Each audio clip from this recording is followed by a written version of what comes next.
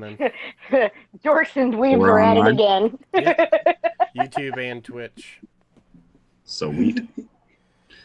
Now watch my computer go like 2 streams, 2 monitors. Fuck! At that point, you will hear me through Kate's laptop. Yeah. Here's the sound of somebody who just had a hand grab their ankle while in a public bathroom stall. That level of shriek. God, I would shit. Considering the fact that I am upstairs from him. Oh, so you hear it, you feel it. You don't just hear it, you feel it. Pretty much. I do got to change some things, though. Damn near right underneath her. Actually, exact location would be underneath the doorway right there. Are you hearing a message from the spirits?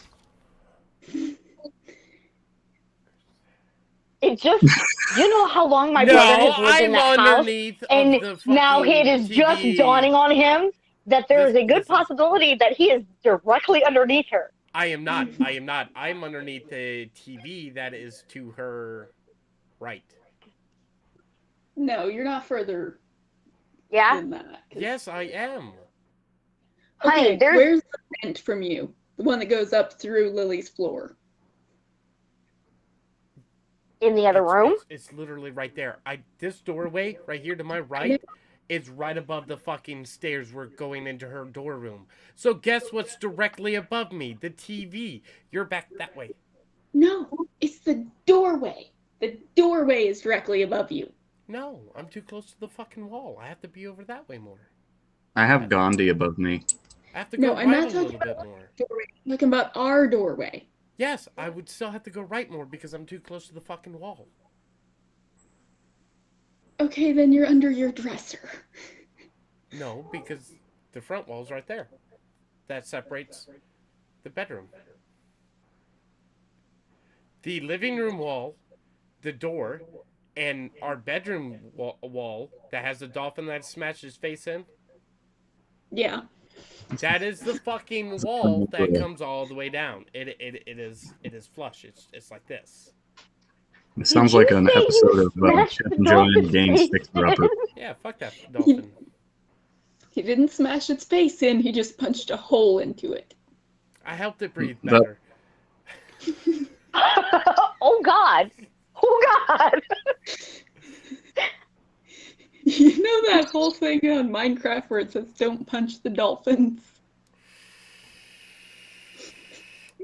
Fuck the dolphins. And like I got an octopus who punches fish at random. Fuck them fish. Oh, I do. You know, honestly, I could see Igneel on this like adventure with Tierfiden and him getting so stoned and walking by a pond. He's going, fuck these fish. Bop. Wait, oh no. Okay, I'm gonna go fish for. Tierfidan's like, go fishing. We need food. Goes and grabs his brick. Walks up to the nearest lake. Don't worry, I tied a rope to it. And I have my stick. Not better, it's just as good. Which pretty soon, when Igneel impregnates Cass, we're making a sledgehammer. And that's what the baby's gonna start out with, is a fucking sledgehammer. So I would pull my dagger out, but I don't think that's very stream appropriate. They literally see my fucking gun right behind me. I think they're grown in Mexico.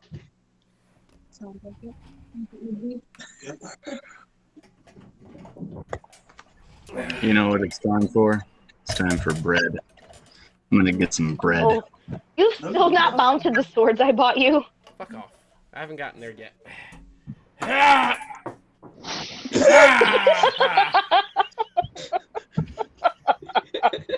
Aw, Chris walked away.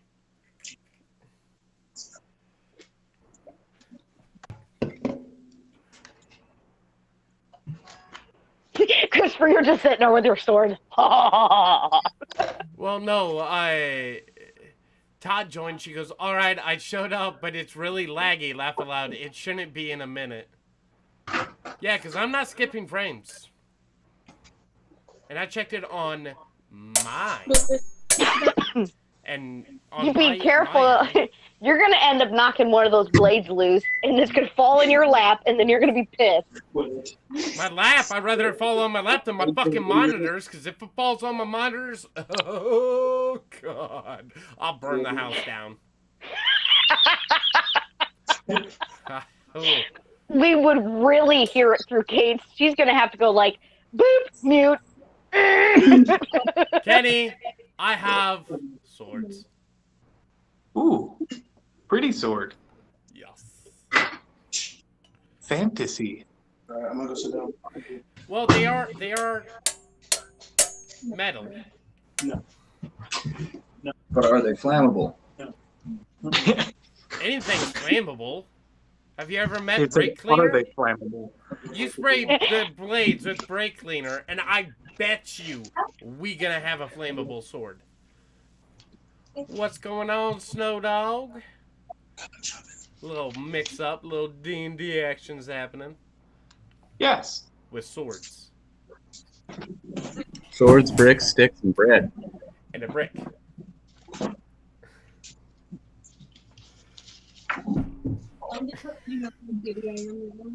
Did you say swords? I got swords. Joey's like, I got swords. Joey! Joey!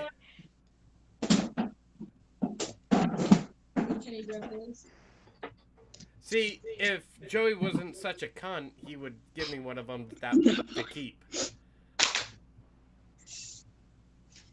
I got you, fam.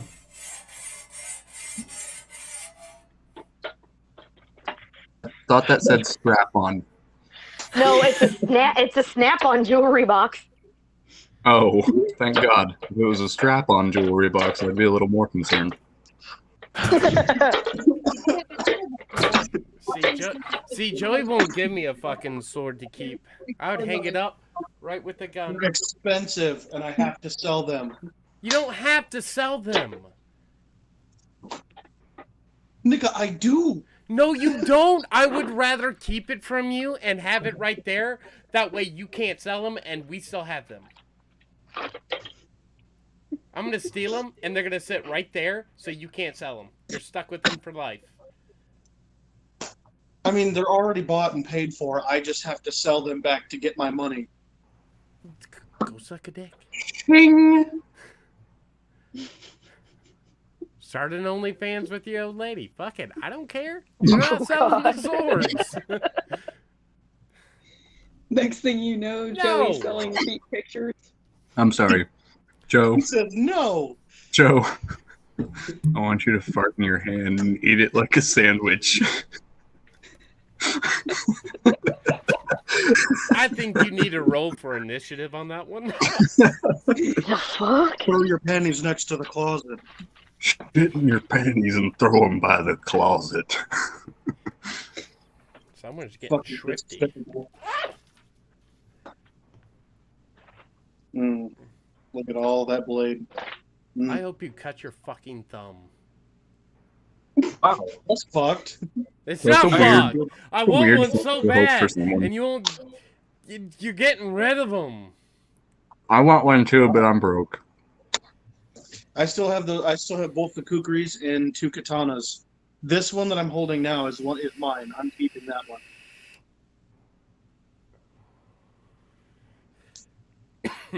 Okay. Sis, do you want a kukri? What? Do you want to buy a kukri from me? What? Chris, where's your kukri? Mine? Yeah. I don't have one because I think. Not you, Chris. I'm talking DM Chris. I need a light. And Kenny has one. Yeah. I bought one. Listen, I'm broker than a tooth fairy in a meth house. What do you want from me? To work harder than an ugly stripper? I do! You know where it goes? Ex-wife. Oh, that's not funny. But it's fucking true and it's hurt. It hurts so fucking much. See, the thing is with Kenny, Kenny's still a kid with adult money. We all are kids with adult money, so we buy stupid things. Ooh, I'm getting my stimulus check mailed to me February 5th. Sis, that's a kukri. But the two that I have look different. The one is 100% Damascus steel, and then the other one's heavier and it's carbon steel, but it's all like hammered black. It looks really cool. Yeah, but how much do you want for your sword? $100. How much do you want for the kukri? Well, baby, I'm about to be $100 broker. You understand what this is? I do. So the Damascus kukri is 150. That's fucking expensive. But the other kukri is going for what, 85, I think. All right. It's like 80 or 85. Joey. I can do 80. Everybody is together. Chris is making it rain. Oh my womo. Seen that? And he's going Kill Bill on everybody. Shit, I reckon that. When you're like 100, I was like, I do have 100. But it depends if the wife says yes.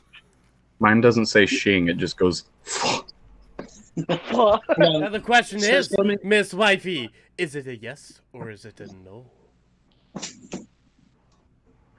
I mean, it's your money, so I'm not gonna tell you how to spend it. Listen, I know where that rabbit hole goes. The I need a definite if It's yes a trap. or no. It's a trap. Yes. Like, Yeah, listen, I love you. I do, but I know better. I know where this goes. Yes. Kenny. So, sis, this one has So, considering the fact a that I leather have seat an entire set of and my, then like a zipper, or one with a zipper, a nylon. I can't say no. Joey, drive here tomorrow. Oh, I got my hair. So it snaps this way around the handle, and then also zips. It's pretty nice. This one's the cheaper one too. Joey, drive here tomorrow. Fuck.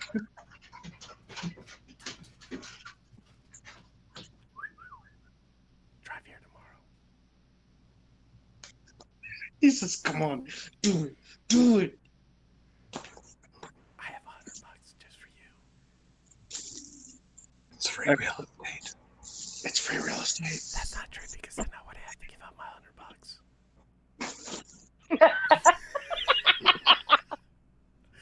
Hey, Joey. Oh my. Joey, knock off $5 and I'll give you a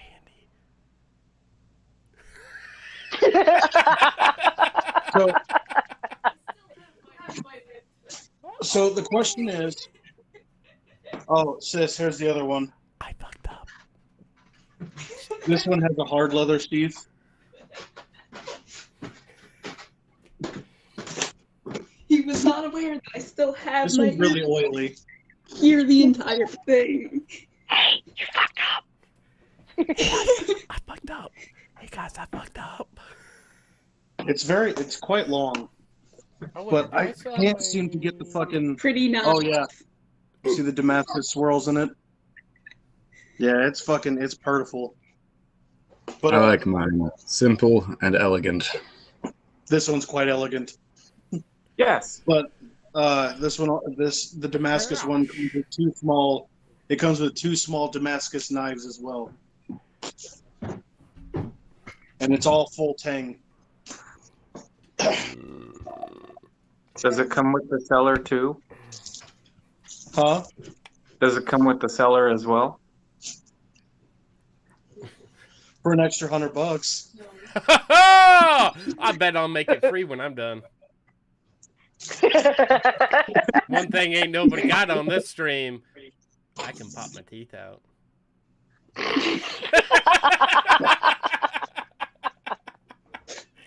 Just wait for him to sneeze. He'll do it for free. I Maybe expect to I come think we back need to home go with visit your mother souvenirs when and papers. Joey comes over with the sword, because I'm going to get that sword for free. He's about to take me on the no denture adventure. Joey's going to text Jamie, well, honey, I'm not coming home. But yeah, this kukri is quite heavy, as a matter of fact. Yeah, this one is significantly heavier. The blade is way fatter at the bulk of it. Mine is just scary heavy. Alright, so we ready to get this thing going? Yeah. Yes, but the banter has me having to start a smoke. I need a cigarette, but I'm still going to begin. So, everybody, roll 1d20. Ah! Who? I'm not ready for that. All of us? I don't know why you wouldn't. I have to. And that's Yes. 20. What? All of us? Yes. Yes, he said all of us. Ooh, 3. What part of that did you not understand? I didn't hear it, so none of it. So why did we roll? Because now this scares me. Turn order. For an order. I got 13. A lot of you are in I got different places. 13, 12, 20. 3, Joey got 20, 3. 19. 19. So it's going to go Keeney, Kenny, Sam, Joe, Chris. or not Joe, Chris, wrong person. I even looked at Chris when I said Joe. Well, Me. yeah. It's a brick and wheel. right Alan now, I Brickman. can't really go live with Alan the setup right now, but doing the best I can. And so Joe D&D showed the session last mine week. was perfect choice for it. So, Nat 20 ass Keeney. This weekend, Yes. so I don't have to bring both of you. Life in the slums has not been kind. Outcast and shunned by a number of different people, you grew up in a city that has long been under siege by a number of different enemy forces, ranging from lichens, to humans, to undeads, to necromancers, back to lichens, back to humans, and the cycle continued for well on pretty much your entire life. The recent Pass around the Kenny. most changed situation, though, was the fact that the city was recently sieged and destroyed by demons a couple of months ago. Some few of you managed to survive this encounter. You were one of those few.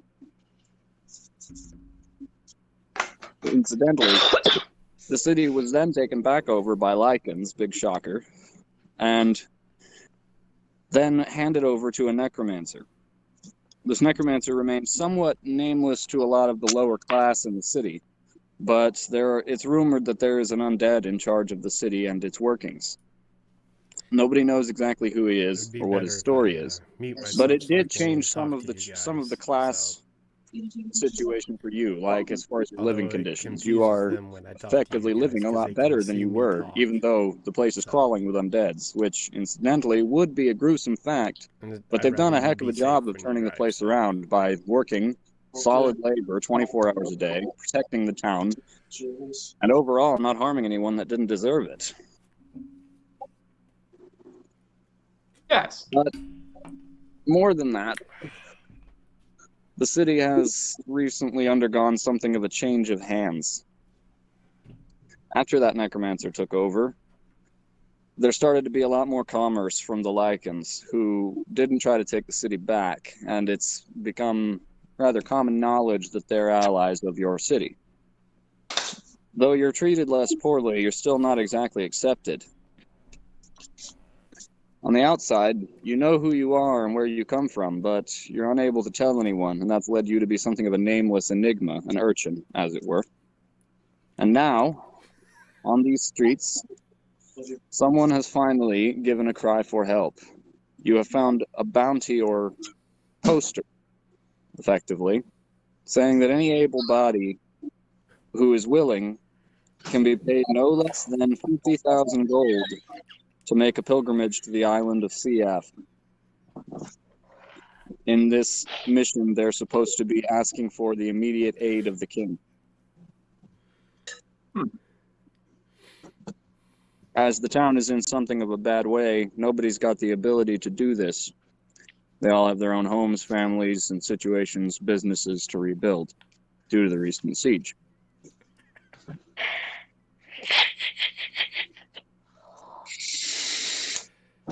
What do you do? Well, I don't accept. Yes. Check your phone.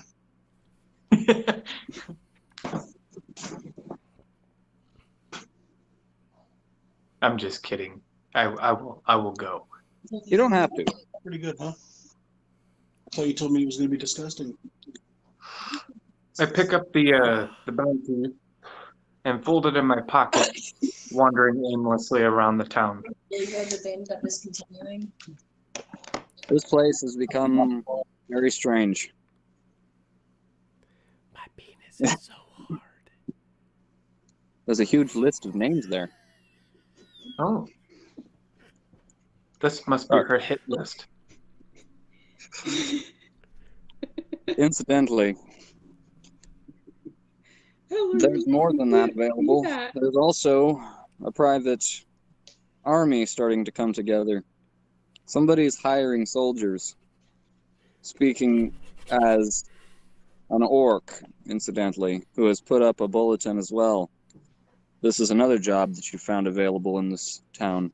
This one does not have a specific pay regulation, but rather allows you to keep what you kill, or so the flyer says. He's hiring a group of sellswords to assist with a very specific task in the south, although what the details are, it simply says, see in person. What you do? Love ya. Love you. Nice guys, not best. Oh, I need to get a picture. Lagging. Yes. I will go and speak with the orcs. Try hitting the 3 little Just liney one. thingies on You head to the tavern side that is listed, clear which is all- called close all, Mumble's and then Foaming reload. Flask. You head to this tavern to find a red-headed woman is the barkeep, and sure enough, among the many necromancers that are gracing this Little place, half wobbles. there is, incidentally, an orc. He's got one eye gouged out. Couldn't be much taller than you, but he's a stout motherfucker for a little guy. He wields a battle axe, and he's already gotten a few names in that book that he's got. You here to sign up, he says? That depends. What's it to me? City's in a bit of a bad way. So, the lord of the city, Malice, has been something of an enigma, and a number of our people wish to go and seek him out. My expedition is to make for the Southlands, where he was last spotted, Nexus territory, in search of him, so that he can return and set things back to right. Apparently, there's a usurper in town who wants to take control of the city, and he's gained quite a following. So we're going to go set things to rights. I really hope she's not looking for a place to live at. Set things to rights as in how? Well, if we was to bring Malice back here, or at least to find him somehow and inform him of what's going on, we believe he would return, at least for a time, to try to bring that usurper down and restore his claim. I think I could sign up and help out with that. Excellent. Sign here. Nudges the book over to you. Before we make our way south, he says, we're going to be looking off towards the west. We're shooting for the city of Aldor to farm up. I have a smith there that's going to be giving us all better equipment and gear enough to make us such a trek, since we'd be going into hostile territory. Well, everything is hostile territory for me. Incidentally, you're just the sort that we're looking for. Hmm. Hmm. Hmm. Hmm. Hmm. Hmm. Hmm. Oh, Turns here, from hold on. Minecraft villagers, and it turns weird old British men going a tit tit tiddly tum hum patum tum. Hmm. Hmm. Hmm. Hmm. Okay, there goes the ADHD circle that Kate was talking about earlier. God, it's like we all have Tourette's. One of us goes off, and the rest of us just follow suit. Also, I don't know what Sam was pointing at earlier, but I did this so that you can see. This is how it looks on my screen. Sam is at the bottom, so if she's pointing down, she's pointing at nothing. Yeah, see, on my end, you and I are flipped. Yep. Oh. shit on my end. None of that is right on my end. Yeah, I'd have to agree. And yes, I did do this backwards so that you can read it. Giuseppe is at the top right. I am at the top left. I'm on the Giggle. bottom right corner. Yes. That's what I have. You're on the bottom right corner. So none of this is correct for anybody else. No. Right. No, left. Yeah, see, Christopher, my brother, he's on my right. My name There's is still DM totally Chris. Christopher. Then Katie, Joey, and Kenny all the way over in the corner. That's Well, I had no idea you were pointing at me when you were pointing down. Yeah, so if I point like this, that's at my brother. That's Katie. It's So neither technically, point down, right that's on you. my. is Kate, then we got And then- Joey, then we got Sam, then we got Kenny, then we have DM. Yeah, see, I don't even. So That's you not even mean how it on looks your to me. screen, if I go like this? You just say Katie. You just pointed at my lady's lunchbox for work. Might as well just do this number. Yeah. We are Which going way in would a you like to general go? that way direction. Take a needle and spin it. This is like a really messed up version of Bop It.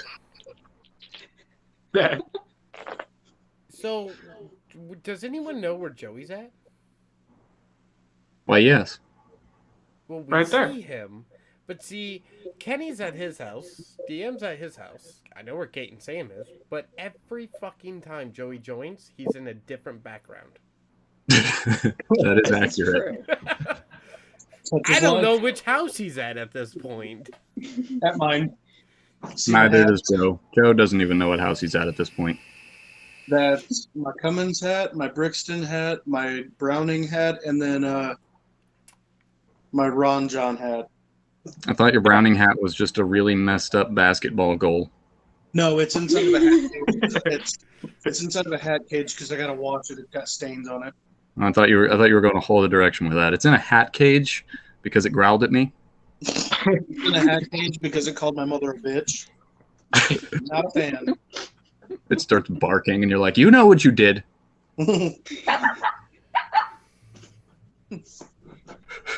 Why you oughta stupid dog? You made me look bad.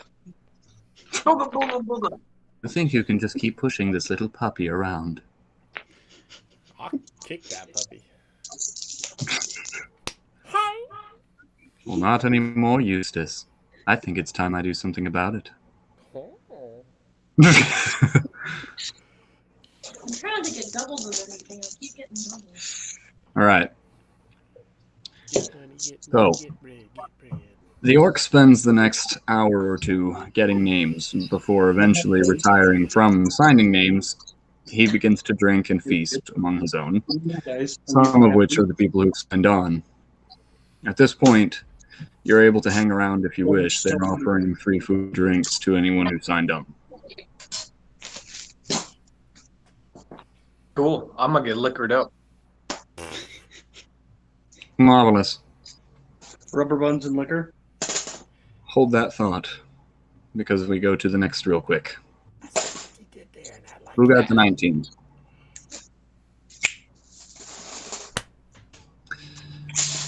So, Oh shit! Hold on. you're experiencing a new type of agony that you didn't really know was a thing until now, but memories of the night before flood back to you, and all you remember glad that was you the are game of hearing me charades, I the don't know why touchy-feely you're parts at of the evening that were McDonald's, very I figured McDonald's was closed. close, and incidentally, bacon and brisket. Everything else you have no idea, but you're asleep inside of a dragon skull that has been cushioned up as a king-sized bed, only bigger. Grom's snoring softly about 5 feet over. You feel like your head is about to explode. And your stomach isn't doing much. Why does it sound like there's angry bees in my head? More like a chimp with a gong. Oh, God. One of those monkeys with the cymbals. Flip. Flip. Just after you've woken up, there's a knock. It hurts your head more. Go away! You know, I am trying so hard not to interrupt. Suddenly, Grom stirs. You hear the snoring come to an immediate stop, and even breathing is gone. Then a large knife just flies out of his hand and just impales into the door. Nice. God, that makes me so Incidentally, hungry. The door opens without hesitation. Dirvanan pokes his head around it and goes, "Morning." Fuck off. Oh, that's no way to speak to me. I have a cure for you, incidentally. Let's make it stop. Just make it stop. Morning. It'll make it stop. He walks over and hands you what looks to be a small white chewable tablet of sorts. What you got there? Kira doesn't even hesitate and just kind of Tastes terrible, but within a few seconds you feel it take effect. Your head is right back to where it was before all of this, and your stomach is no longer turned. You feel right as rain. You're a cunt! Thank you. Polish.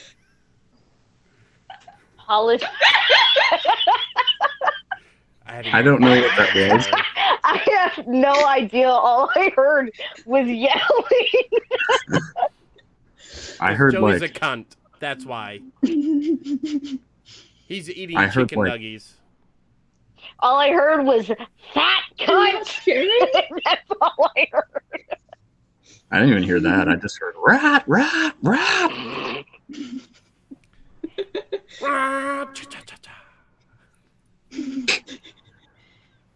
Anyways, Kira looks at Tirvanen and she goes, "Apologies for earlier. I'm not the nicest person being woke up. It's just, yeah, you know." Neither is he. He walks Obviously. over and Grom still hasn't moved. He's just got a hand on his head. Tirvanan hands him one of the tablets, and without a word, Grom takes it. Senzu bean.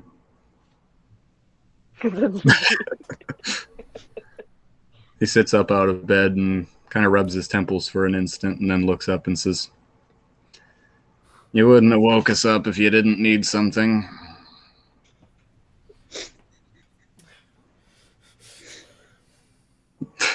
Yeah. Yeah. Tirvanan chuckles and says, "I need the pair of you to help me out with a little bit of an investigation." Kind of hurt my nipple. All right. It'll work out nicely since me and Igneal will be hitting the road anyways. We're already going that way, or will be in a few moments. I'll be collecting him. But I would ask that the two of you make ready to travel if you're going to help me, because it means going back to Warren. This cunt. Look at that every juicy little bite. What in regards to Warren? I'll explain on the way. It's okay. It's hard to define right now, but I'll explain on the way. Food porn right now. All right. I'll make ready. Bullshit. Good. Gets up, wanders off to her room, gather up her shit.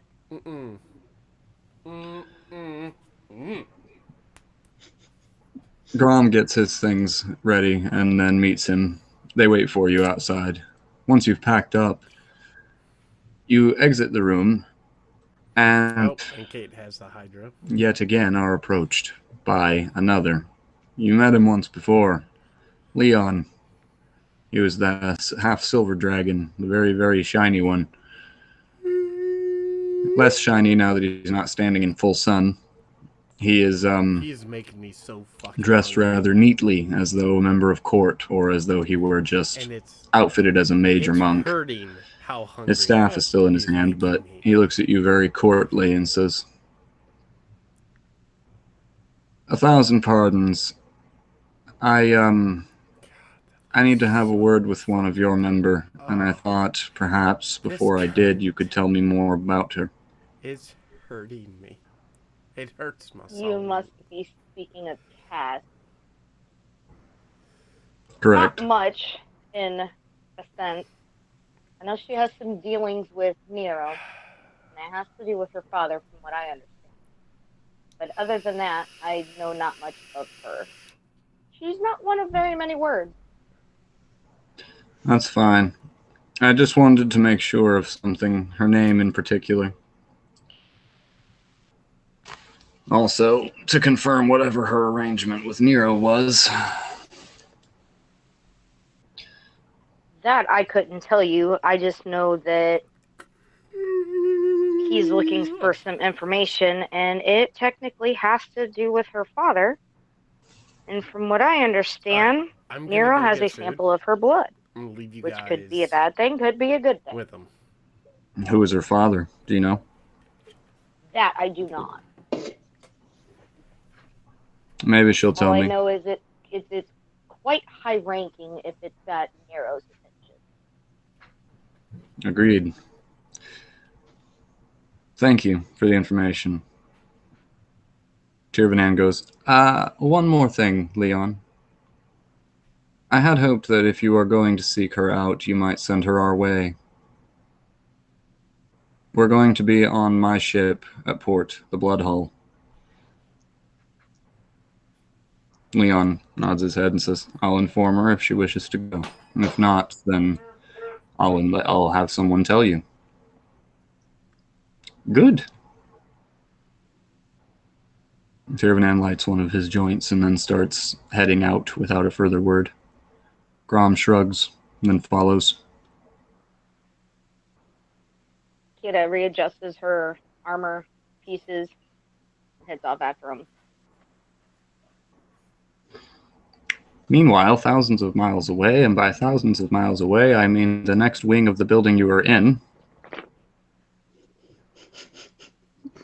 Am I? Yes. You are resting, as it were, or we're trying to gather some rest after your events fighting with... No, it was him that... It's not really... Oh, did he get the next roll? Higher than me. Yeah. Oh, well, scratch that. Meanwhile, thousands of miles away, and I still mean the next building over. Igneel. Your turn.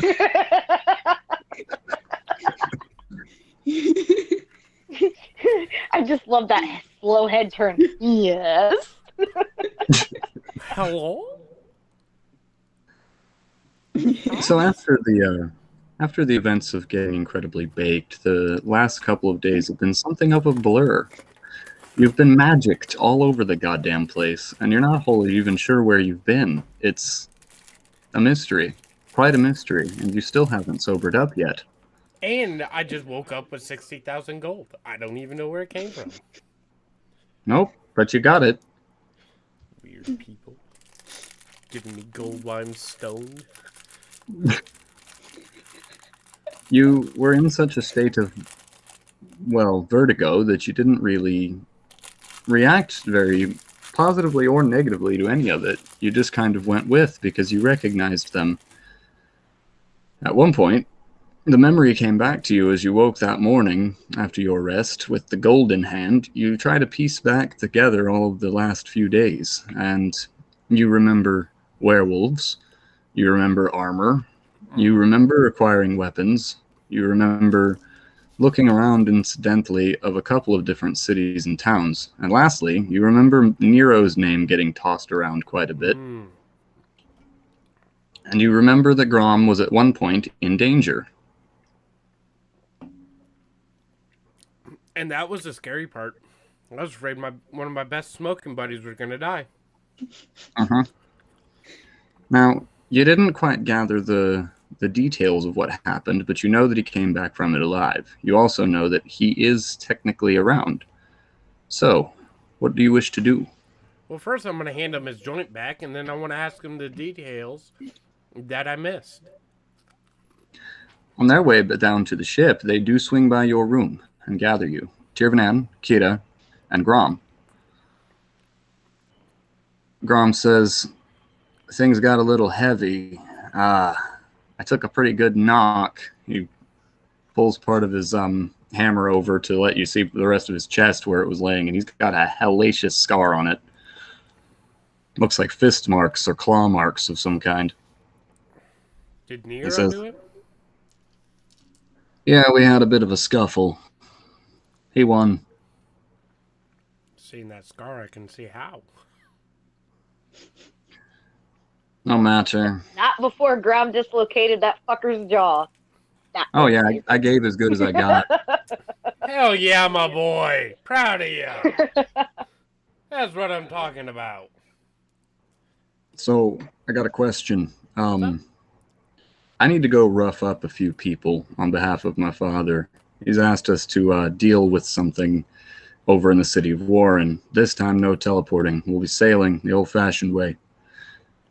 Dangerous seas, dangerous lands when we get there, and probably a bar fight with a number of undead, werewolves, or other such ill-repute creatures. You in? Well, I was supposed to go with your dad. Perfect. Tirvanan says, I'd hoped you hadn't forgotten about that. Oh, no, I'm quite excited about it. Good, because this is going to be one interesting day. I also have to ask that you don't smoke this one, because we're going to need your eyes open. Oh my. What? Grom leans close to your ear and goes, don't worry, I smuggled you some. You made me break my cracker. I was so terrified. Imagining Neil actually doing what you are doing right now, making a cracker. You can't smoke. What?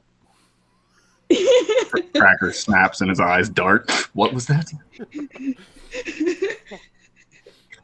Grom leans over and says, don't worry, I've got some. Good. So we're going to be linking up on a ship over in port. It's my ship, says Tirvanan.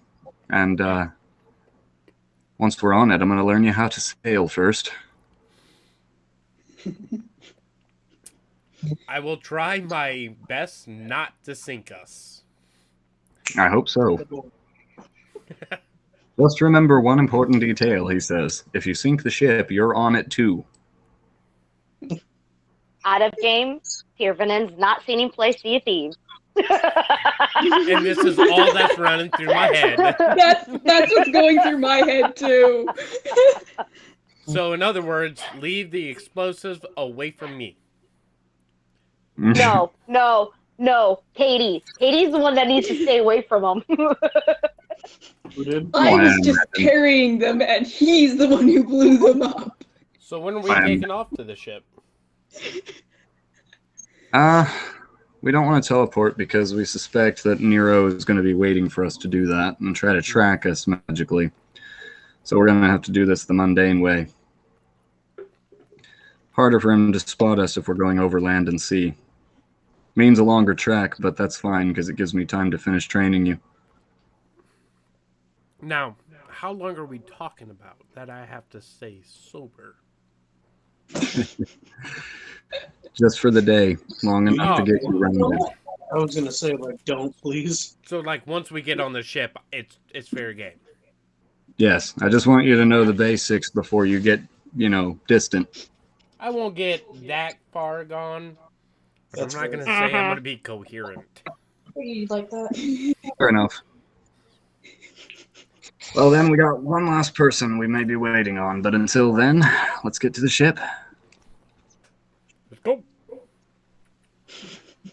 I don't know why when you said you imagined Igneal, I was imagining going through Sea of Thieves, and I pictured Igneal as Igneal sitting on a couch playing Xbox, and then someone knocks on the door and he does the Kirkland Brand Meeseeks thing. What do you want?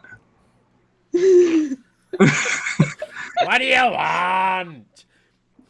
Walks in, sees me explode 3 ships. I need you to sail. Are you sure?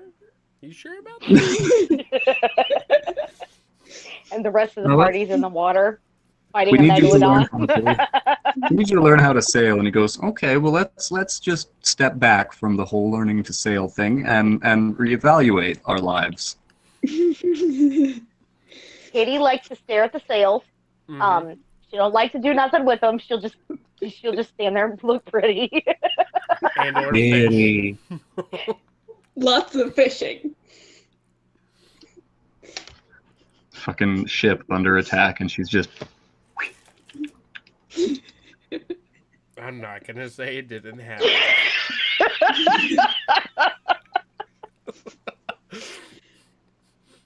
Half the crew's dead, but we'll be fine. Kate, the ship's on fire. Kate, the ship's on fire. Kate, the ship is fucking sinking. I'm reeling in a fish. Why? So instead of running to grab a fucking water bucket to extinguish the fire, she adjusts the sails. I take it back. She should have played as a Mai.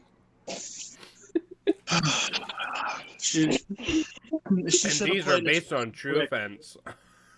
She should have played as Chris's brick. And she killed Ricardo.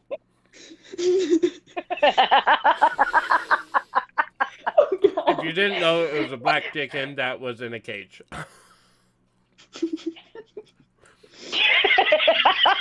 And he's like, I'm sticking these people on a boat. He's like, they're all gonna die. I got you another chicken, Nicole. Then it wasn't Ricardo.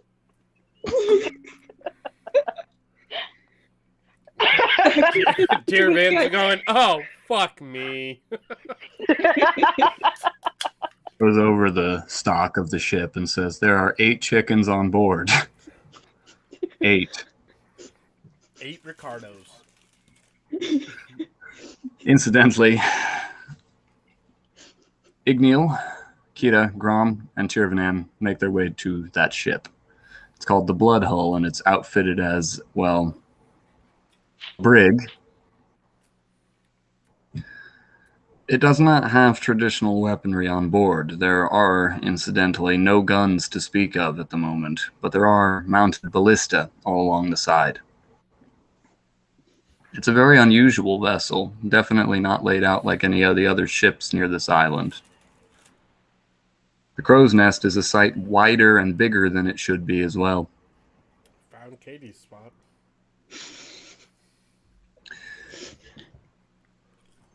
Otherwise, it's a rather grand vessel. Tirvanan does not act as though he's going to captain it at first, and then steps up to the helm incidentally and starts going over a few things, 2 lists that he's poring over and checking. Grom sets to work introducing you to the ship and its functions. He says there are 12 mounted ballista on this ship, and we have enough men to man each one plus an extra 10. Below deck, on the 2nd level, there is incidentally more guns, another 5 on each side, and they're a little bit bigger, meant for punching a hole through an enemy ship if needs be. As to the rest, well, it'd be easier to teach you by showing you, so we'll just wait till we get out to sea. Meanwhile, thousands of miles away, and by thousands of miles away, I mean approximately 3/4 of 1 mile away, you've been resting, Cass, and trying to recoup from some of the unusual sights and sounds of the last few days. Largely, you're running with Nero and his experiment, XR214, Cookie, and Nero. You remember the fight, plain as ever, but you still have the unsettled feeling that it didn't quite go the way it was expected to. Moreover, you have the sinking suspicion that all 3 of the enemies survived it somehow. This time there is no knock, not on your door. Rather, you hear a voice outside the door come echoing. Cassandra, are you in there? Who's asking? My name is Leon Silverscale. I am a mage of great strength here on the island. And I wish to have a word with you. Sissy. Who's that? I can still hear you, babe. From downstairs. Look, get a better headset. Fuck off. Is that canon? That's canon. No, nobody said out of game. Leon's just kind of like, who the fuck are you talking to? Ooh, okay. Leon's omnipotent. He already knows this is a Dungeons and Dragons game. Nothing real. I'm voiced by some dude in a hat.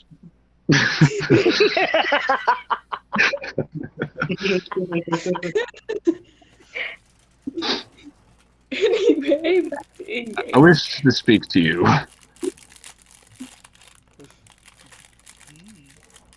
Very well then. Oh, guys, that hurt my stomach. He opens the door, steps lightly inside. He's a half-dragon, covered in silver scales, as his name would imply. Pine River. He wields a staff of unusual and great arcane strength. And he's wearing the sigil of the king on a ring on his right hand. Moreover, his eyes are unnaturally piercing. The only other person you recall looking this way was the lord of the last city you were in, Malachi, and in the city of Meldor. And they have the same eyes. But he looks at you and does not seem nearly as imposing as Malachi did as a lichen. This guy looks at you very light and simple, calm as ever. He says, I don't want to intrude or impose on your personal decisions or life, but it's come to my attention that for a while you had something of an arrangement made with Nero Blackbeast, and given your recent encounter with him, I wanted to know some more details about it so that I can expect to have to repel him and his ilk should they attack this island in search of you. I was told by one of your comrades that he acquired a bit of your blood. That he did. I've gotten her blood a few times. What was his intention? Was he trying to harm you, do you think? Or was it more aimed at your father? They go a lot farther because we can. I believe it was more so aimed at my father. Interject because 90% of the time, we've already made it farther than what we normally. Conditions that I would help him on such matters was more so to gain his trust rather than anything in order to survive escaping. A good a reason as any, he says. I don't begrudge you that. But if you don't mind my asking, who's your father?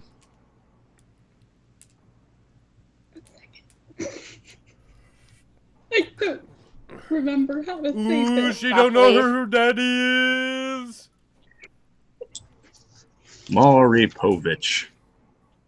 Softly. I make fun of her, but I don't know who my daddy is. He's a rapist. Mephistopheles. Name that I cannot say. Welcome back. Input name here. He says, that demon is powerful, to say the least. Considerably the second most powerful Lord of Hell. If Nero acquired your blood, it's without a doubt that he wishes to acquire some of the traits and abilities of that particular lord. I happen to know Mephistopheles, or rather, I know enough of him. I've had my run-ins with the various 9 lords, and he was one. But Nero, having gained some of your blood, can also replicate you and some of your own abilities. Furthermore, he could even create a clone of you if he wished. And we can't have that business, so I think I have a solution that might be to your benefit. But since I don't wholly know how well I can trust you,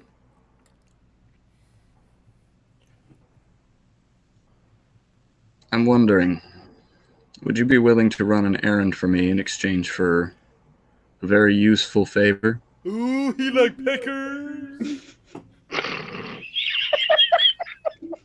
That sounded so far away. I really need to get a door for my fucking studio.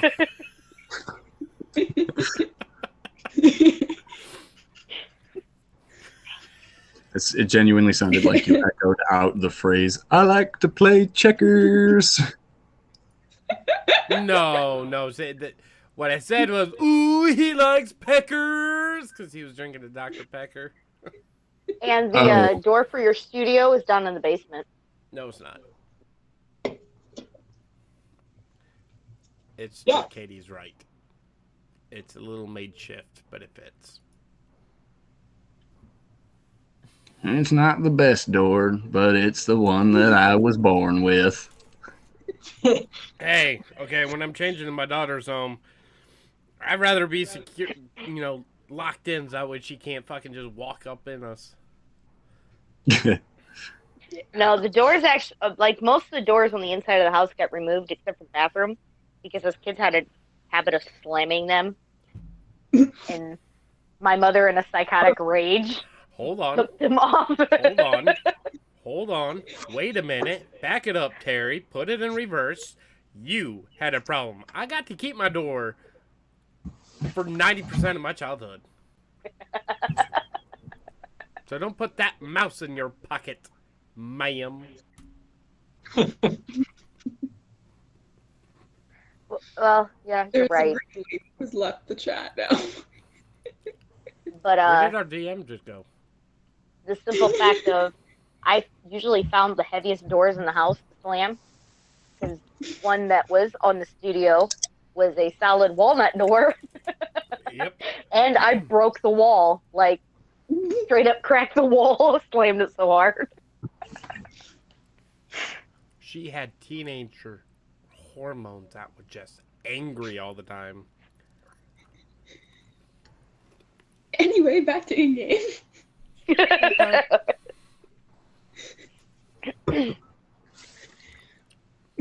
I need you to run a favor. What is the favor? Tirvanan, Greenleaf, and Grom, the big smoker duo. The two of them like to play the fool, but, well, they're very skilled warriors, and the two of them are actually making their way to the mainland to investigate something going on in the city of Warren. If my suspicions are correct, from what I have foreseen, they're going to encounter a rather grievous accident and or fight in which their lives will be endangered. So I would like you to go with them and see if you can help them, because it is my belief that if they bring a few people with them to assist with this fight, they may yet survive it, and they're going to need the services of a few thieves in particular.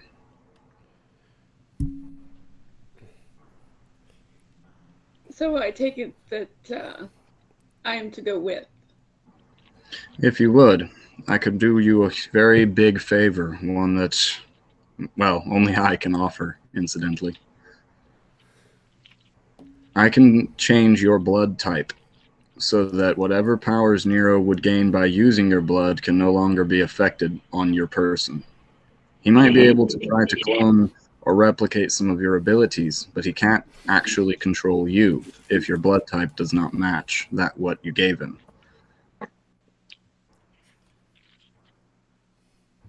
If I did this, he would be unable to control your will or otherwise watch or stalk you using magic. Furthermore, he wouldn't be able to control your every move if he wished. That would definitely be a lot better of a situation. You got a fine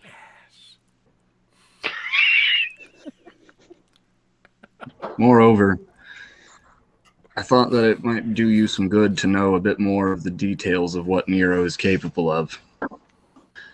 Some history, so that you aren't walking into this blind.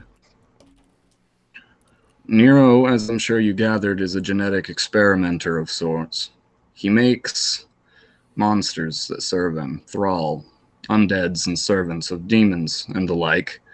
But more than this, he's capable of genetically altering a person's appearance or even their species if he so chooses. As dangerous as he is in battle, his real talent has actually been for the manipulation of a person's mind. He is inescapably intelligent and dangerous as a result of that intelligence because he outwits those around him.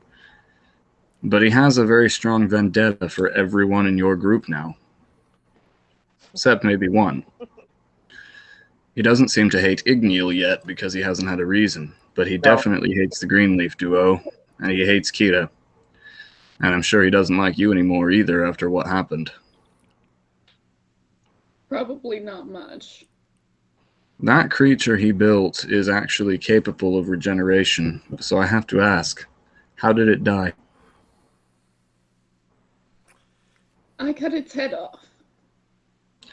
He exhales a sigh of relief and goes, good, then it won't be getting up anytime soon. But Nero will probably rebuild it. But it does give us time. That experiment of his is no simple construct. You can't just raise it like any other undead. He's going to need to use many different rituals and surgeries to reattach its body and get it functioning the way it used to. What's more, he's not going to want to show it off again so readily. He's going to want to try to improve it based on what you guys have done. You should ever fight that thing again. You should ever fight that thing again, you should expect it to be a very tenuous and much more difficult fight, because he'll have expected you. A titanium reinforced neck. That boy get good head.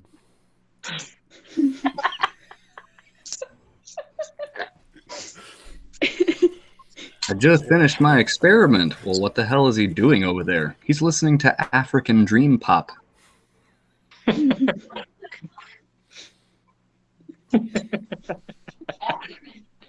Why?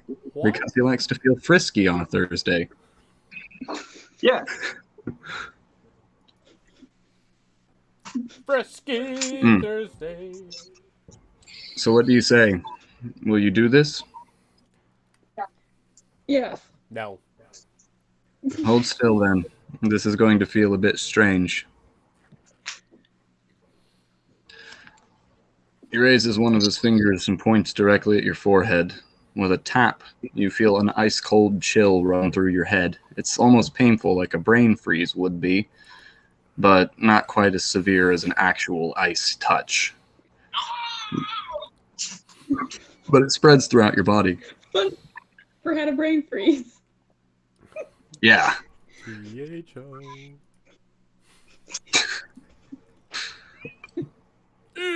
You effectively feel that chill throughout your entire body and throughout each of your veins and nervous system. This lasts for about a minute and then starts to recede gradually. Wait, so she had an orgasm? You were actually an unusual blood type, I imagine because you are demonic, but it's done. That's an orgasm. She had a fucking orgasm. Your blood type is different, and that will prevent Nero from doing anything strenuous to you. Hold on, at a game. Wait a minute. What you just experienced was a fucking orgasm.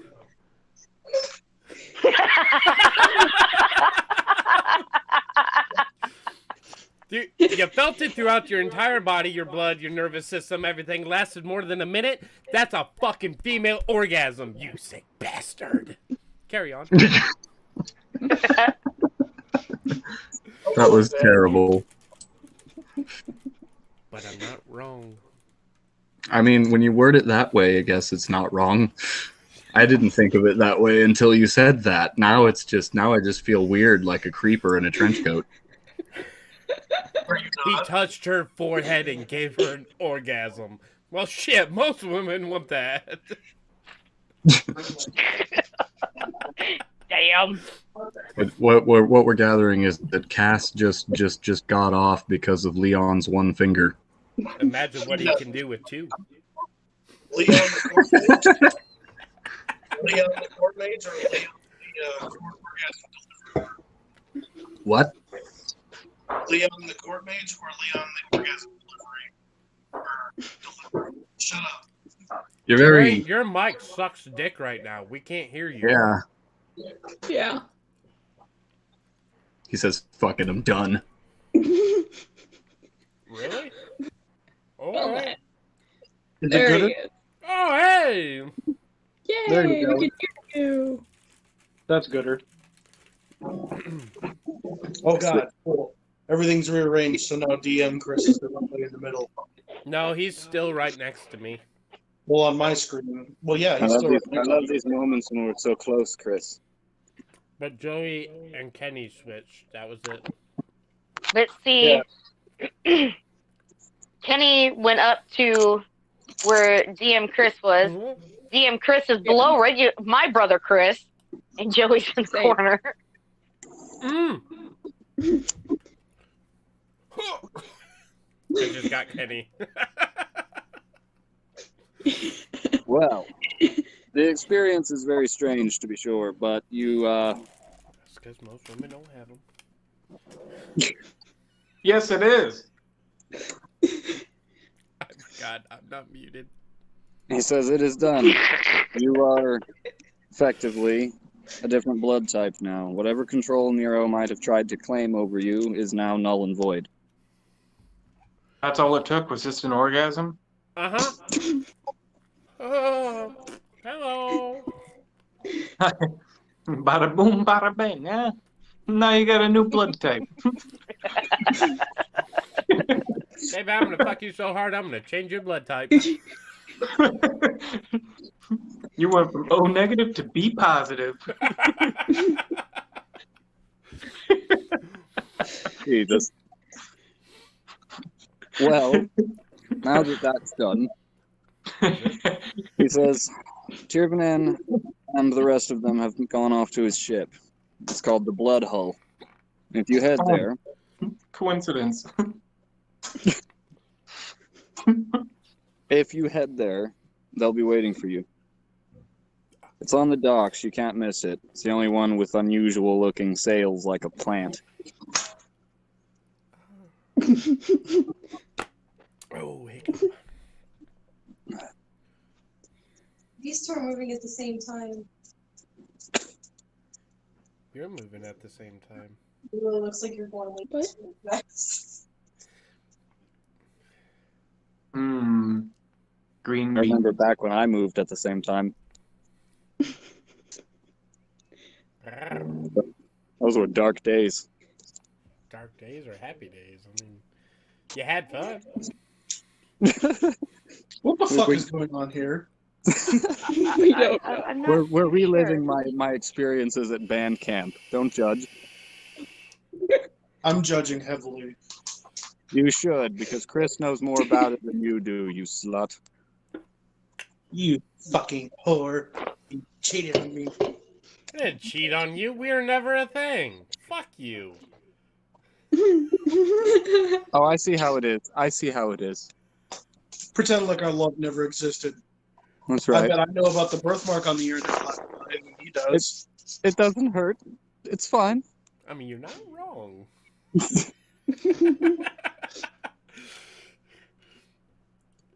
And Sam is done. Jesus Christ has left the chat. I don't even think Kate knows about that birthmark. Wait, was I right? Her face has been down there how many times now? She don't know that? Wait, I was right? Yes, right on the tip of the beam, yeah. How have you not noticed that, Kate? And she goes like, "Oh, I'm a piece of shit." Oh, I fucked up. Oh, I fucked up. If she's just been sucking dick in the dark, how would you know? At least you didn't try to play it off by going, "Yeah, that birthmark."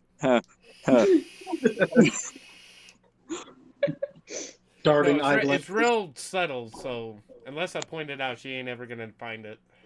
Well, now that it's been a whole conversation between 6 people, I imagine she's going to be out down there, like, searching for it at some point.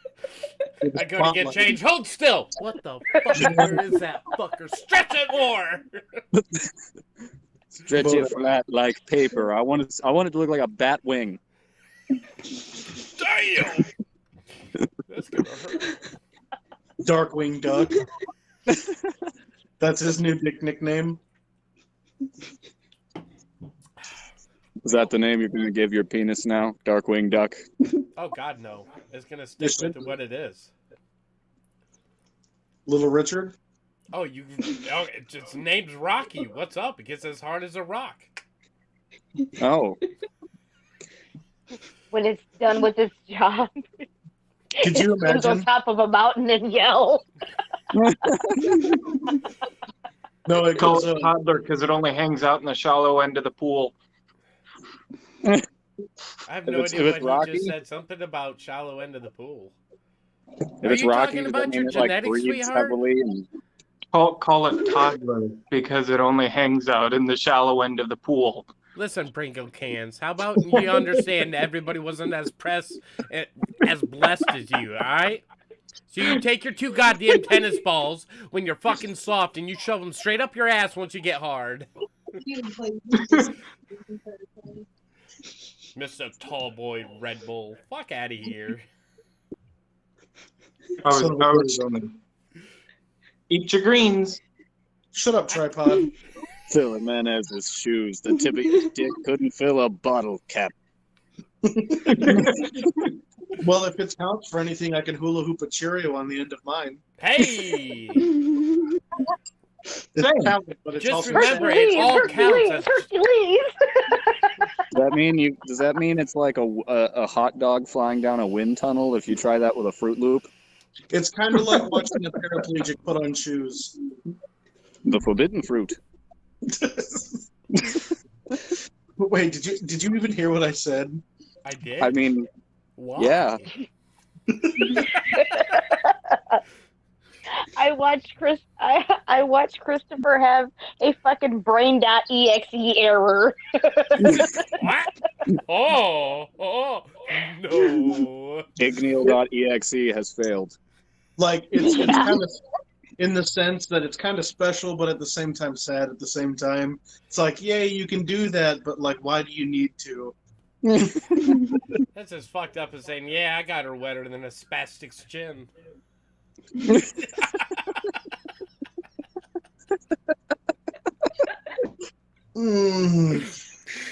Jesus Christ has left the chat.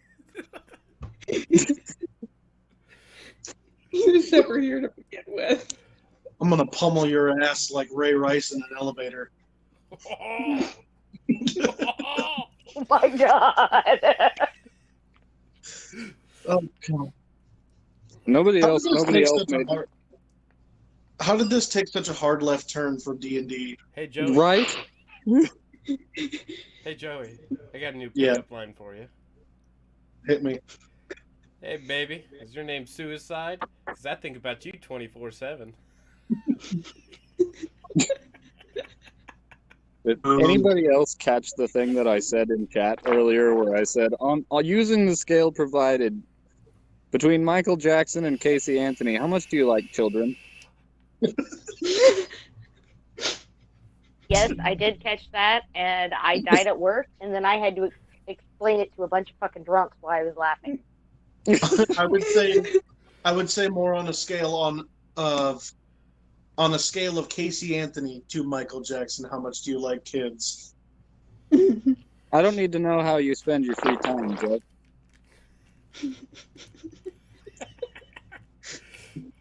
So how old is Which Jamie? of those? Why would that be the high end of the spectrum? It shouldn't be. No, Michael Jackson would be the high end of the spectrum. I know that's not. No, don't make that the high end of the spectrum. The high end is supposed to be the better end. Wait, hold on. Didn't Casey Anthony fucking throw her baby in a dumpster or some shit? Yeah. She drowned her. Yeah, that would be absolute zero. Whereas Michael Jackson was, no, I love the kids. No, Michael, can you let go of the boy's hand? I don't No, think this is a friendly stream conversation. No, this is not friendly. Let's get back to the game, shall we? We shall. You can head back to their ship. It is located at port. Believe me, you'll know it when you see it. The sails do not resemble normal sails.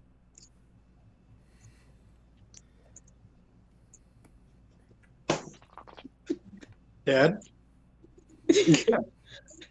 I'm sorry, I saw Chris look like he threw something, and then Sam watched something fly. Jesus Christ, you goldfish.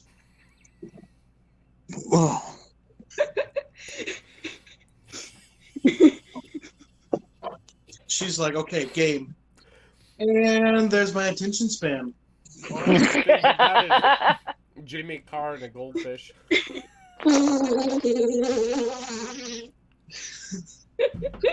Joey, did you hear me? No. I said all I could think about is Jimmy Carr and a goldfish. Imagine a fish laughing like that underwater, it would drown.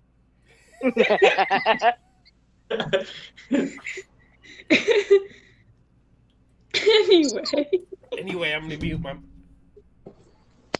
Irregular sales.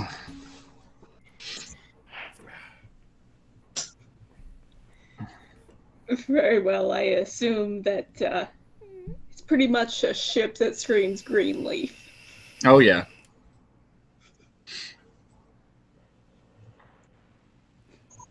If that doesn't entice you towards finding them, then just smell the air. I'm sure you'll track them down.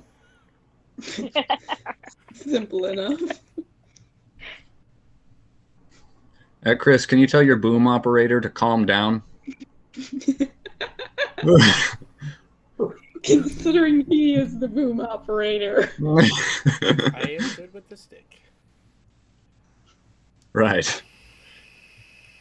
So, you head out of your room. Leon departs for the court, and you make your way down towards the docks out of the mountain proper. It's a long way down, and the appearance of all the dragons flying around in a colorful myriad swarm is just as spectacular a sight as it was before. Beautiful now, especially with the sun coming up. It's a lovely island, tropical, very warm, and just overall pleasant. Kind of reminds you of home if home was happy. But for you, it's really not. So, it's a new type of feeling. Needless to say, you get to the base of the mountain and you definitely see the ship you're looking for. The sails are an unusual lime green color.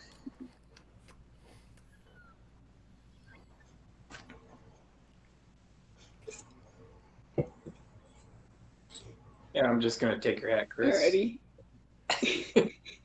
Gotta find it first.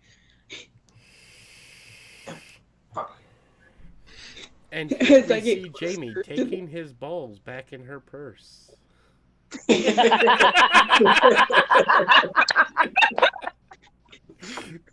had to pull them out just to remind him. You see these? Get mine.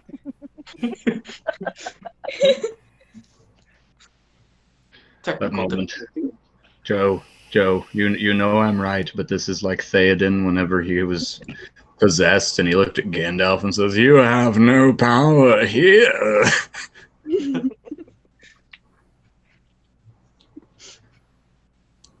Anyway, you spot the ship. Moreover, you see Grom's big lumbering ass on the deck. Me? Imagine you doing that to Grom there, Joe. I don't know. Well, I said Grom's big lumbering ass, and that was what you did.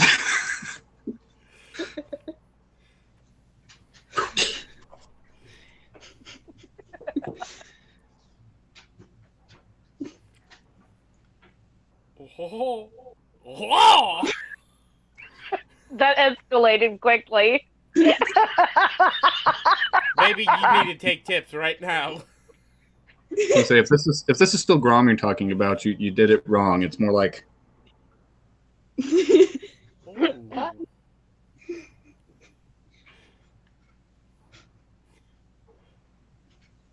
yeah, there you go.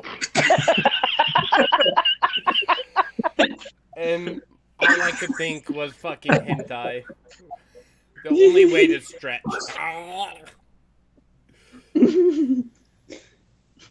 Anyway, spotted the ship. So which one spotted the ship? Me. Yes. Oh, fuck me. I thought it was me. I was really concerned I wasn't paying attention.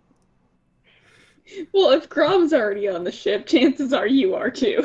Oh yeah, I did walk down with him. See, it's because he didn't let me Igneal's smoke. following him like a puppy because Grom said he smuggled weed aboard. I'm coming, Grom! That slow motion running on the beach music playing while Dun, dun, dun, Igneal and Grom are dun, running to each other. Dun, dun, dun, dun. One's holding a blunt, the other one's holding a brick, and they're just slow motion smiles and Dun, dun, dun, dun, dun, dun.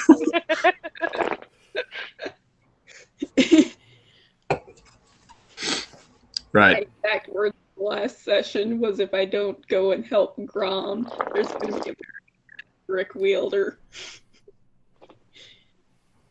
On the one hand, Grom. On the other hand, brick.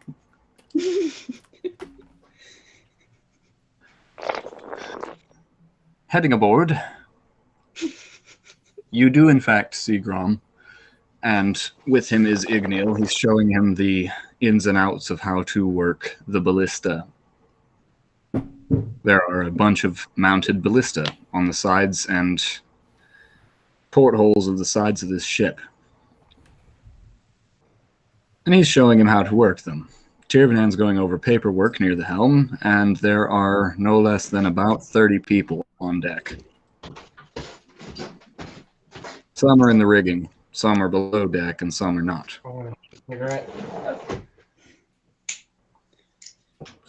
But yeah, you tracked it down. As soon as you step on board, Tirvanan looks up from his papers and goes, "Leon spoke to you, I trust?" That he did. Good. Right, well, I need to focus on getting us out to sea, which right now there's not a lot that any of you know about sailing, so Grom is my acting quartermaster for this. If you need anything, ask him.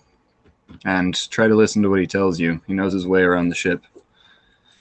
In the meantime, make yourselves comfortable. There's plenty of space below deck. Immediately looks up at the crow's nest. Ah, yeah, that's the lookout spot. Another good and useful area for... You know, I'm just gonna stop there and go report to Grom, all three of you. You, Igneal, and Kira report to him, and when he has a post for you, he'll let you know where to go. Very well then. And walks over to Grom.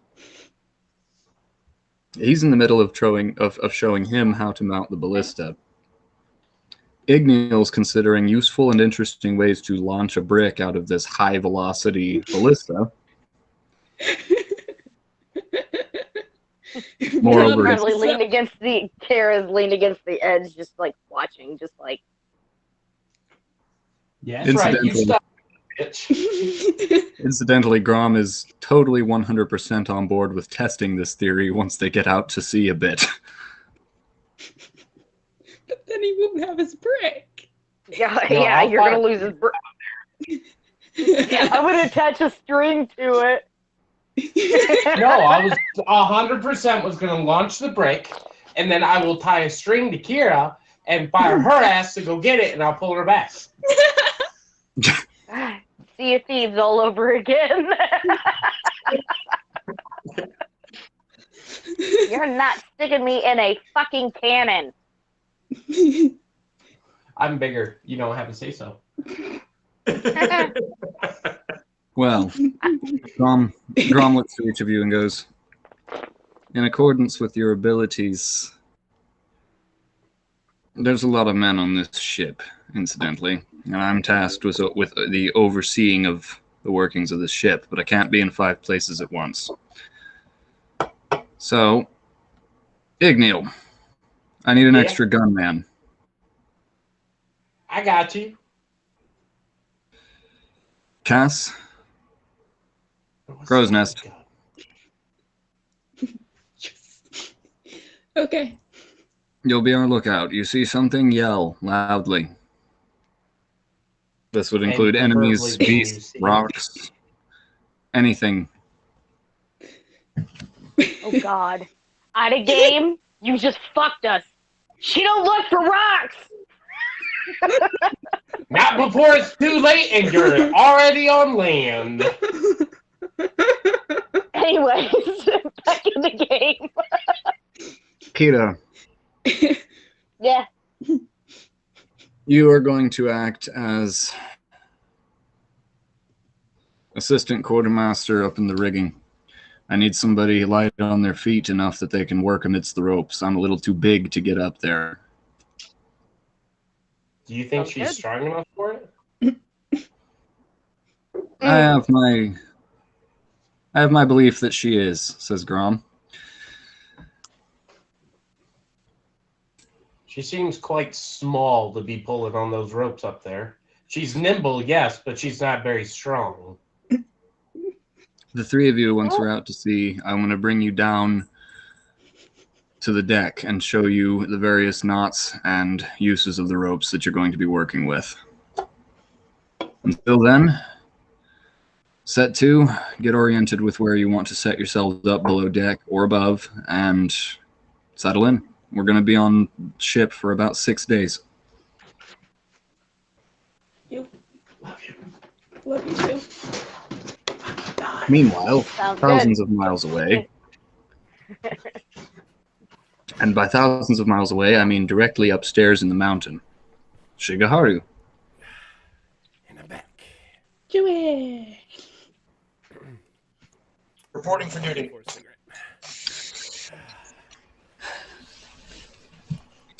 You've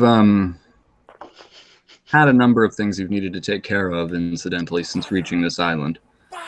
Back home after the escort job for finding all of these other soldiers. Without warning or without anything to be spoken of, you catch wind from passing conversation of the Silver Dragons. Tirvanan, Greenleaf, Grom, and all of those others are leaving. Nobody said anything to you, though. I'm gonna go catch those guys before they leave and figure out what the hell's going on. You definitely know Tirvanan's ship and go gliding directly over. When you set to flight, you can see his crew is busy on deck working the rigging and setting sail. They haven't quite pulled anchor yet, but they're about to. Okay. You land lightly on the deck. Tirvanan is still by the helm working over the last of the paperwork that he's been tossing. Hello there. Hello, Shigeharu. What's popping off? I mean, damn it, what's going on? We're headed to Warren. There's Warren. Yeah, first we're gonna swing by my house, my compound, to gear up. Then we're going to Warren, and then we're going south. Do you have that thing I gave you? Or not south, west. And yes, I do. It's in my captain's quarters at the moment. Sorry it was covered in vomit, but I didn't expect it to be covered in much else, considering where it came from. well, the vomit was my own. Well, if it's any consolation, I didn't actually physically touch it. Fair enough. I didn't know if you had just slapped it right into another bag of holding or not, but you know how important it is. Just make sure it stays safe. It's wrapped up in a very unassuming crate. It won't be found anytime soon. Hopefully ever. Ever, with any luck. I'm taking it back to my own compound, where I'm going to have it locked away. Sounds good to me. Put it in a hole and throw away the hole. Yes, look at that cat's butt. And then the other one's going to Cetus. That's a good place for it. If he doesn't keep it, he'll know where to put it. Right. And you, me, and soon-to-be Cetus are the only three that know about it, so... Truth. I plan to tell Grom, too, just in the event that I'm not around to protect it, but I trust him. I do, too. Grom seems pretty trustworthy. He knows where all of my things are. I wouldn't want him to go prying and then find it on accident. Right, and then he's playing around with it or carrying it, worse yet. Truth. That weapon can corrupt people. It's a dangerous tool. Well, not only that, but Grom knows whose it was. So. Oh, he'd recognize it. Mm-hmm. I think he'd know better than to touch it, but better not risk it. Agreed. Well, the lure of that blade has been calling to those around. That's why it's staying in my cabin. I can resist its influence, its call. My men, well, some of them maybe not so, but they can't get in my cabin anyway. Once we get it safely put up, no one will have access to it, where it'll be buried deep enough that it won't try to lure anyone to it. Right. All right. You said you guys are off to Warren then? Yeah, well, not just there. We're swinging through on the grounds that I overheard something disturbing. Kenny's in like what? Word of the over there has been that there's an orc impersonating Grom. He's having people conscript their names into a list of soldiers that are bent on heading south in search of Malice the Vengeful. Malice. Why he's using Grom's name, I do not know. And why exactly he's having them sign their names to a book. That's another alarming factor right there. I want to investigate this book and see if it's of harm.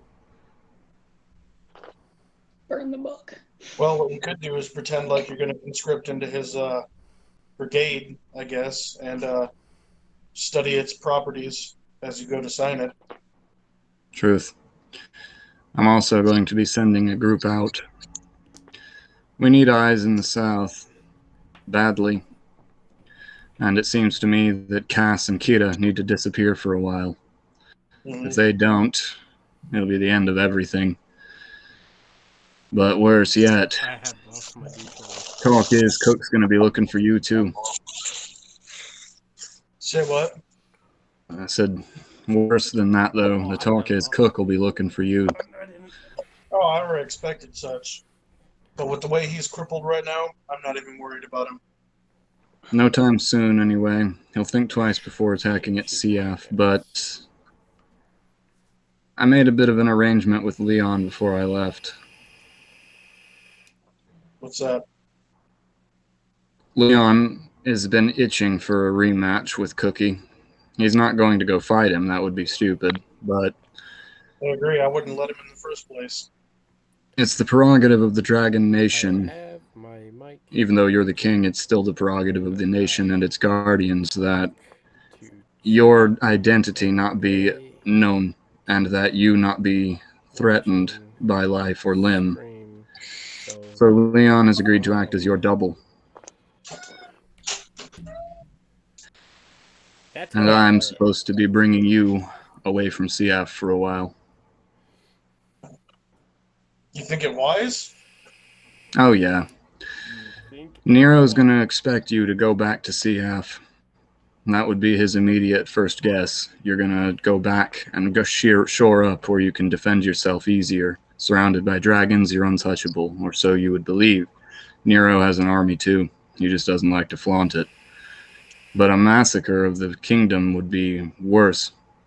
The death of thousands, hundreds of thousands even.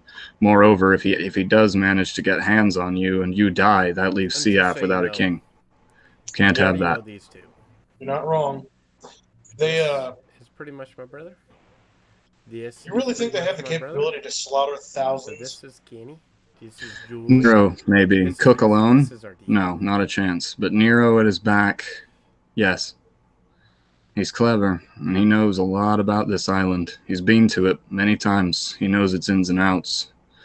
I don't think he could necessarily take it by force. I don't think he's that stupid, but a covert shock and drop mission to bring down a few high-priority targets, that he could do. We better roll hard to fight. Well, then I need to speak with the War Council. Well,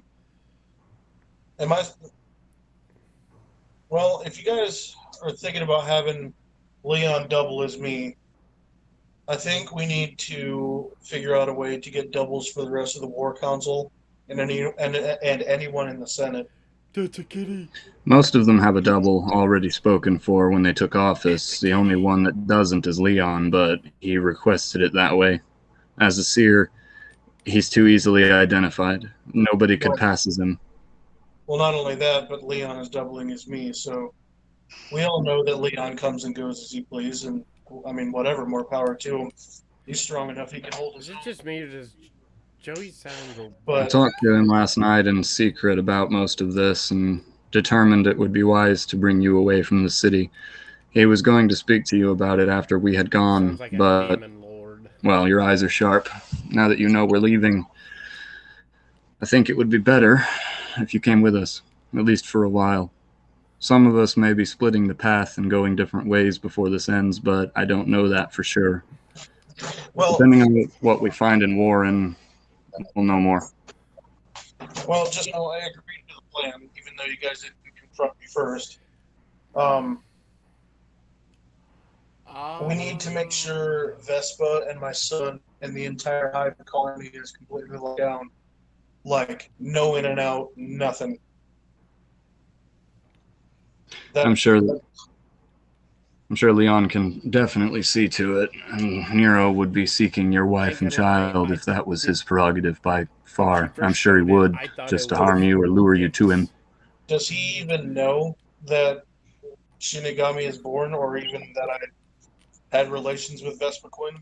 He doesn't really know much about Vespa Quinn.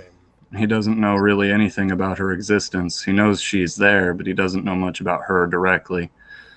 Still, your son he may not be aware of, but you can damn well bet he's going to have eyes, gifted, magical eyes watching this place. It won't be long before he uncovers it. Well, we should treat it like he does know. Yeah, I agree. That's why I'm saying lock down the Hive, make sure no one's in or out. Nobody, and I mean absolutely no one goes in, other than like maybe Leon. But that's a good idea. I mean, I don't want anyone in there that could possibly be a turncoat to the nation and risk anyone down below. You cannot see the wings, so it just looks like dicks. Agreed. It's a big old dicks. Yeah.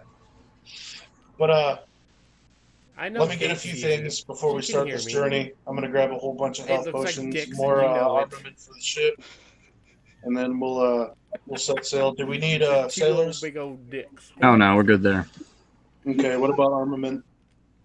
We should be re-upping at my compound. We don't have any guns on board, but we won't need them for the time being. We get back to my compound, I'll have arms up for the ship, but I won't be bringing the ship inland, so won't matter. Well, tell you what. I'm going to have a crew load the ship with guns below deck, so that way we have them for when we need them instead of trying to, like, you know, if we get ambushed at sea, I'd rather have them right then and there. Fight something. All right. I'll stay at anchor another hour and we can get that figured out. I'm impatient. I'm ready for it. All right. That sounds good to me. I'll meet you back here in an hour. I'll have everything that I need. And I'll go speak to the War Council about some of these changes. Okay. Just because I want. Divernan heads out. You spot Grom and the rest of the crew are on deck. He's orienting them to their positions on the ship. Fellow adventurers, how are you? I am not gonna lie. I'm getting a little restless. I kind of want to fight somebody. Well, I'm getting restless. We're gonna do it. You want to do it now? A friendly little spar between you and me? Oh. Yeah, if you want to. I'm down for a spar. I want to fight something. Out of game, DM, do we have time for this? I mean, I wasn't going to say anything right away, but once you guys get out to sea, you've got a fight coming. How long will that take? It depends on how well you do. Hopefully it's not fucking harpies again. I fucking hate harpies. Listen, I'm a Leroy Jenkins player, so just sitting here, I'm getting restless. I'm ready to fuck something up or get fucked. Either way, I need some action. Truth. I was planning on doing this fight for sure, but everybody was kind of scattered. So now that most of you are together, I need to get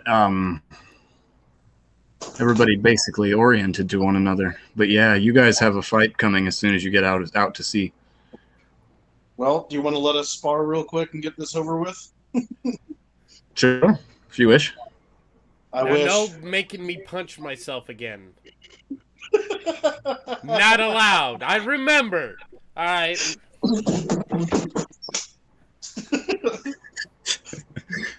Show us how American you are. Dude, could you imagine if I used my Shinigami mask and made him destroy the brick by eating it? No mask. No mask. This is a fair spar. No trickery of that bullshit like last time. Okay. No destroying. No mask. All right. Roll initiative. That's a D20, isn't it? Yep. 17. 16. What's your initiative bonus? Doesn't matter. 2. My modifier? Yeah. Oh, that's intelligence. Where the fuck Check, is initiative? There it is. 4 modifiers. 4. Yeah, 4. So that puts me at 20. I'm way above that. I have 10. Oh. So I'm sitting at 27. Jesus. Well, tell you what, I'll give you the initiative. Your move will just be to smile. Could you just like pull a perfect Cell moment and go, I want you to hit me as hard as you can. And I don't mean some infinitesimal amount or fractionary sum. No, I want you to hit me as hard as you can. Yeah, beat me with your brick. Stuff me like a honeypot, Piglet. So, would you like me to roll? Good. Yeah, Piglet, join us. Yeah. All right, Chris, you ready? Yeah. Go ahead and hit me with your best. D20 accuracy. 19. Oh shit! I need to get my calculator ready. What weapon are you using? The brick? No. No. Oh. Because the brick doesn't have stats yet, technically, so I'm using the Daikatana. Oh, about that. I have stats for that. Oh, well, you haven't given them to me yet, so... Oh, well, shit. Here. I'll give them to you. Oh, shit. Duel, and this... Okay, here we go! Leroy Jenkins! Okay, so name? Brick. Oh, no. Me and Samantha have came up with a name. It's called Old Red. Ha, I like it. I like it. Okay. The total attack bonus is actually two different numbers. Ooh. So the first number is for this number is accuracy, right? And there's one for ranged and one for melee, depending on what you're doing. If you're meleeing, go base attack bonus plus your strength mod. Strength mod is 5. And my Your base attack should be like dead center of the sheet ish. base attack. Where the fuck are you? HB, AC, touch, initiative. Oh wait, I have a fucking example sheet for this. You.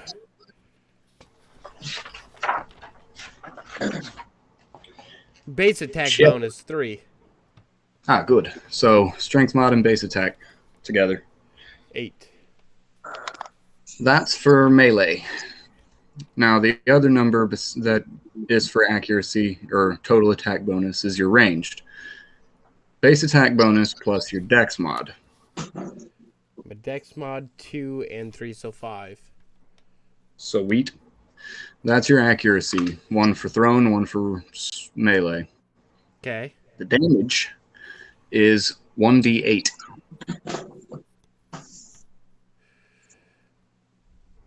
What's my critical? The critical is 19 / times 2. All right. So my range underneath it would be the 5, right? Oh no, that's the distance you can huck it, Oh. which for you is 20 feet. You can actually throw it 5 times that distance, but every time you add 20 feet, you get a -1 cumulative. Okay. So bear that in mind. Use that fella. Hey, DM, what time of day is it? It is late morning, 10, 11. You would say the So break's then about like 20 are there still minutes. long shadows being cast across the ground? Oh yeah. Okay, What the hell does that have to do with anything? you'll find The out. type You're a cunt. the type is B for bludgeon. All right. Size is small because it isn't that big. Yeah. Okay. Mustache. Even though I'm still going to use my Daikatana. Okay. But yeah, now you have stats on the brick, and I thought that was still something we needed to take care of. All right. I don't know why Joe got his calculator out, so I got mine. Got you.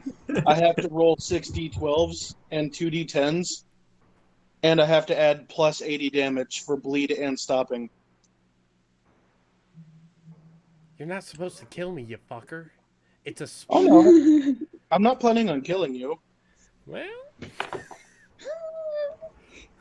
Okay, so Looks at the anyway, I very got long 19. blade. So, with your weapon you are using, what's the critical? 19. Sweet. Then, if you rolled the 19, you got a critical. So roll damage.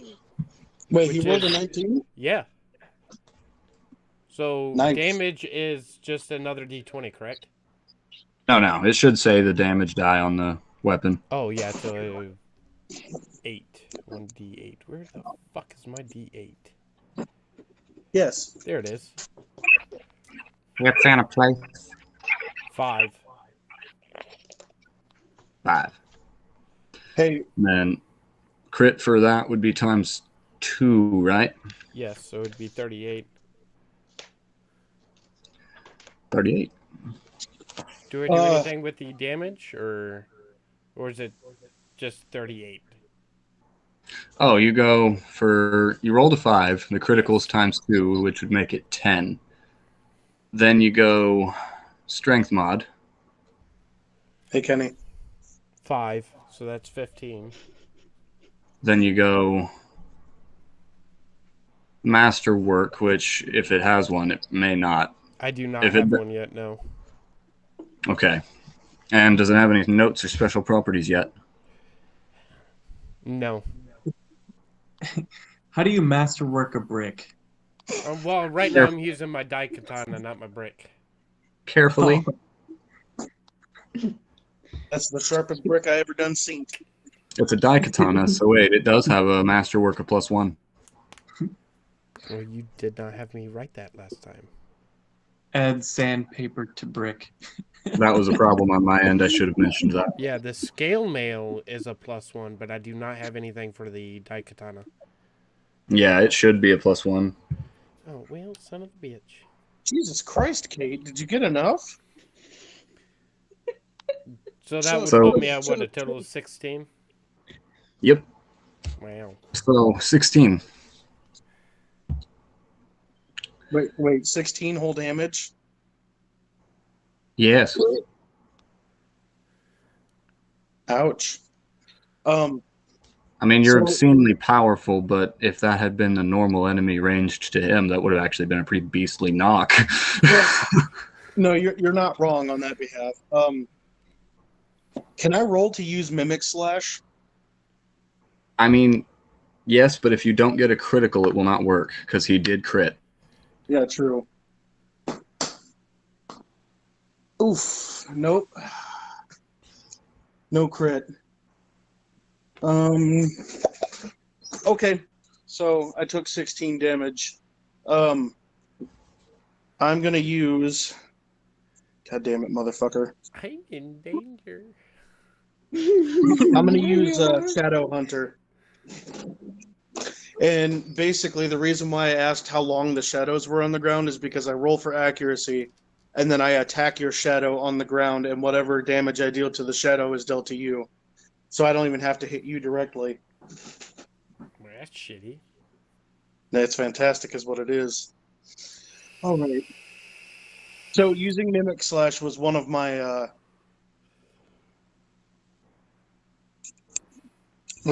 fucking attack phases, right? Yes. Okay. So use Dexterity mod instead. So that would be He gets to attack twice? Man, what a cunt.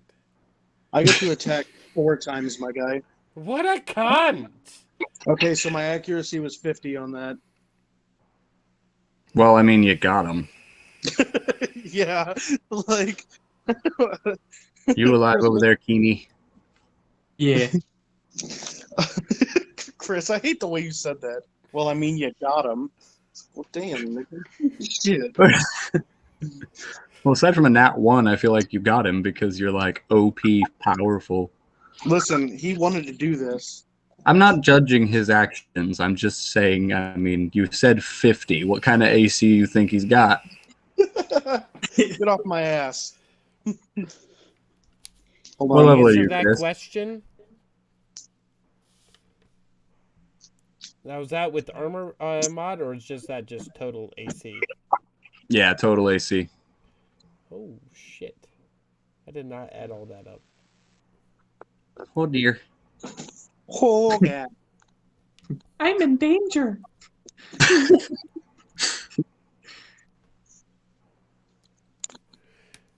Be 40 altogether. Okay, so Chris, I didn't hit you very hard, but it was 139 hit points for my actual attack that I hit your shadow for. Well, I have 38 HP. So I superseded it by 101. So you killed me. No, it was a non-lethal blow. Yeah, when you spar, it's non-lethal, but I imagine he just says, But you know what, damn it, I at least did some damage. I think what I find amusing is that you hit him very hard, Igneal, because of your current level and shit, but when you struck him, I imagined you looked him dead in the face, you said, okay, I'm not using, you're not trying to kill me, this is a spar, and then you go, and slice him with all the power you can muster. And I literally just poke your shadow on the ground and you fall down unconscious. Listen, on my defense, though, yeah, I am quite low. I'm only level 3. That was kind of like an interesting anime fight where he just like lightly pokes the shadow with his sword on the ground, and you go. Bro, I was literally Saitama. From I am One Punch. pleased you got him though, like that time, because you didn't get him in the last bar, but that time you did. I know. I'm quite happy. Incidentally, You took 16 health away from 144. Doesn't matter. I took 16. Last time I didn't even get to fucking touch you. Oh, the pride. I love it. Grom gives you a health potion and has you back up. Grom, Just you got like a joint. That hurt.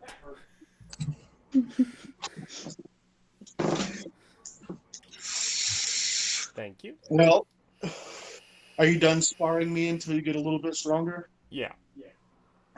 I'm happy. I got to actually do some damage on you. So I am making progress. Well, you put a pretty good gash across my nipple, and I'm proud of you. One day I will get there. In the spirit of Next moving session. things along a little bit, you appropriate the guns and munitions for them. These are cannons, mind, not handheld guns. Chervanan speaks to each of the members of council and has the orders carried out, and then returns via his tree stride spell. Edible cookie dough. Boo. And I just felt Kate's heart go, "You bitch." The ship moves surprisingly quick and is out of the harbor in less than about 15 minutes completely from the time he pulls the anchor up.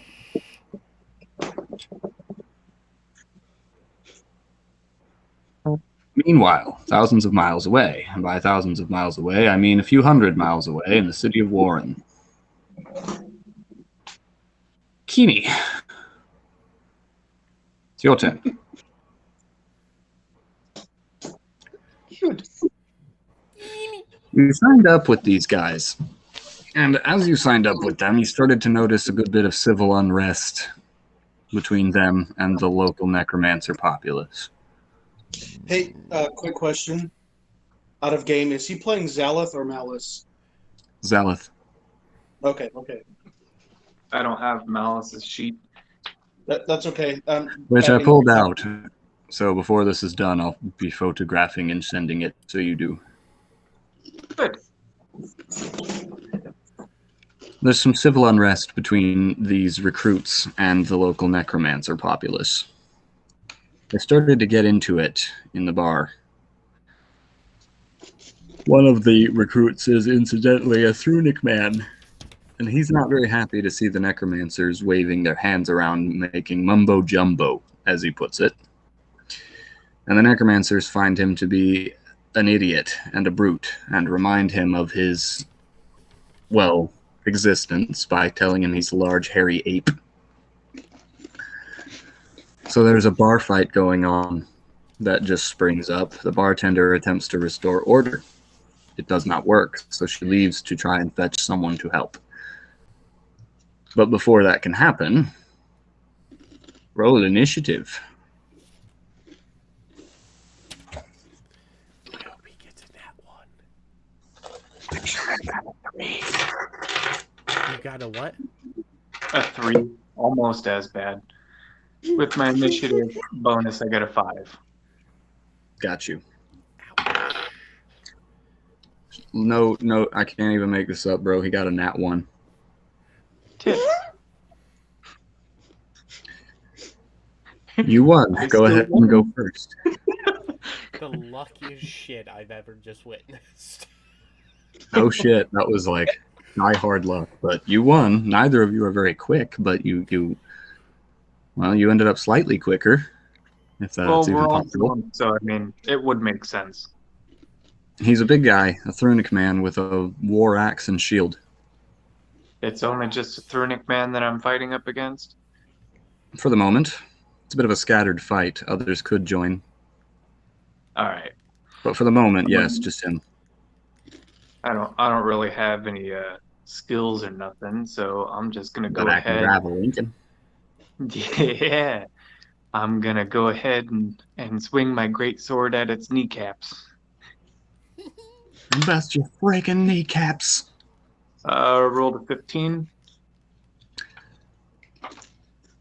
With your weapon, total attack bonus. 2d6, No, total attack bonus. 3. Got you. So then 18 is a hit. His AC is 16. All right. Now go damage, 2d6. Ooh. And remember, strength mod gets added to this. But that should be it. Just strength mod. 6, a 2, 8, 11. Nice hit. Bro. Second, nat 1. Cool. Staggered. Opportunity of attack. Yeah. This is. All right. God. This time I will go ahead and swing at his arm that's Kenny wielding has a his weapon. hickey. This guy was Look at not that. meant to That's be a a hickey. soldier. Clearly not. No. I'm disappointed. He was supposed to be at least a challenge for you, but so far he's not proving to be that. Kenny has There's a a hickey. 3. There's a 3. And 6, 9, 10, 11, 12. So I hit a 12. For ACU? Oh, no, that was for damage. Oh. Well, then he rolled a 4 and died of his injuries. Well, that was Oh. not much of a challenge. No, it really That was wasn't. anticlimactic. He just goes. Kenny, out of game. Do you have a hickey on your neck? Do I? He sees a hickey. What? Where? This? Yeah, No. it looks like it. It's Nah, he a just Other shape. side. slapped the Other whole- side. He slapped a whole thing of pepperoni against his Nope. face and left it there. Be your left side. Yeah, it looks red right there. Looks like a hickey on camera. I see the red too.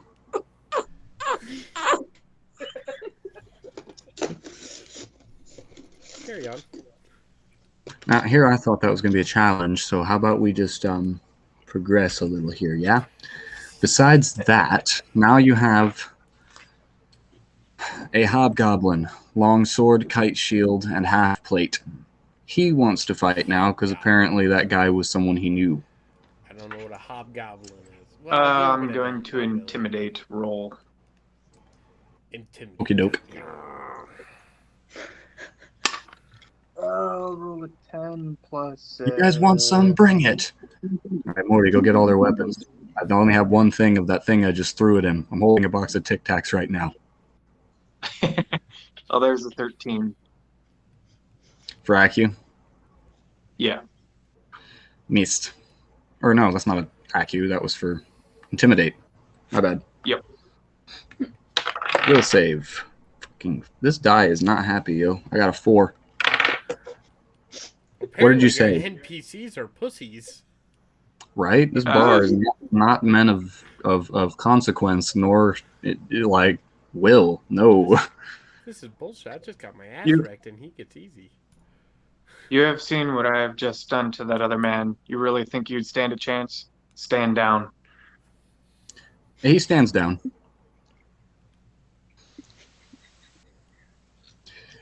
Incidentally, the killing changed the way that things were viewed in this instance.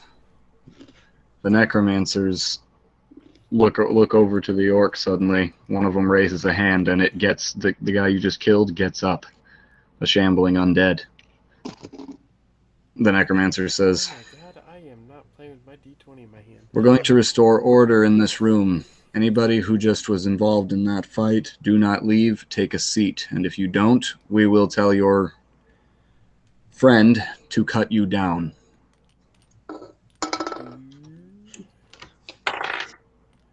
Nat 2. They all sit down. Every one of them. Yeah, I You know, that was fucking supposed to be a bet. way more intense bar fight scene than it just was. Now you Like, listen I'm here. If this shit battle coming up is that anticlimactic, you and I gotta no, I'm have using a talk. different. I'm using a different die for that one because obviously this one's in no mood to fight. It's like, is it mandatory? God. Good God, Oh, wow, I'm scared. disappointed. That happened. For me, it's level 1. No, I'm not disappointed. I was gonna say, like, that was well fought. It just sad day. Well fought, my ass. This man over here got Joe. You just missed it. Level 1 over here just whooped down a whole bar because they got nothing but nat 1 and 4. Seriously. Bro, I was listening and giggling to the whole thing. I was just in my room on the other side of the camera. No joke, that was the most depressing bar scene. Like, I was supposed to make that a whole thing as a DM, and now I feel like my die did not approve, and it says no. Yeah, no, trust me, I was laughing my ass off into my pillow at that. Like when I rolled the d20, it made the sound that Steve Smith does when he plays tennis. Wow. Use the same dice that killed Joey when he took a poop. Every d20 roll I made was like turtle sex. Alright,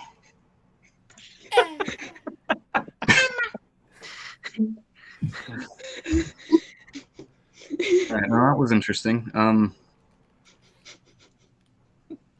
The room gets quelled back to peace and order. The guards hand you 600 gold pieces for helping bring things back to order, Zaleth.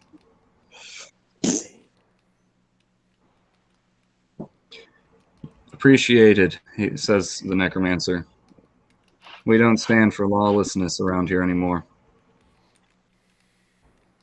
Coming from somebody who grew up from nothing as an orphan, yep, I would have to agree. I like this new leadership and change. Well, good. We appreciate what you've done. He turns to the bartender and says to each of the patrons to effectively leave themselves lay. Several of them are brought in for questioning and processing. Some of them will be probably corporally punished. But the bartender says your drinks are on the house for the rest of the day. I did lose my D20. Good. Incidentally, I gotta switch back to them for a second, because that was supposed to be a more interesting fight than it was, but I'm gonna have to extend your turn for a sec. All right. Row, row, row your boat gently past the pussy NPCs. That was just... Where's Sam anyway? Yeah, why don't you take this experience? Just because. God. Anyway, 12:30. once the ship set out and away from the bay. The Green Bay. You guys... I don't know where Sam is. I'm right here. Oh, okay. You guys have to hang on a sec, because I have to take a leak. You gotta go pee-pee. Don't shake it more than twice. Or you're playing with it. I will, but I'll be thinking of Joe. Why him? How did I get so lucky? Because he can't grow facial hair. Listen, I have a shitty mustache and a shitty beard and a shitty set of sideburns right now. So All it sounded like is you were talking about your personality. $300 for the sword. After what you did to me, I think you deserve that. All I gave you was a middle finger, bud, and you just hurt me. Constantly, like you cut deep. Like I was over here playing with my ring and my D20, and you attack me again. I didn't know my partner was a bitch. I'm just. Oh.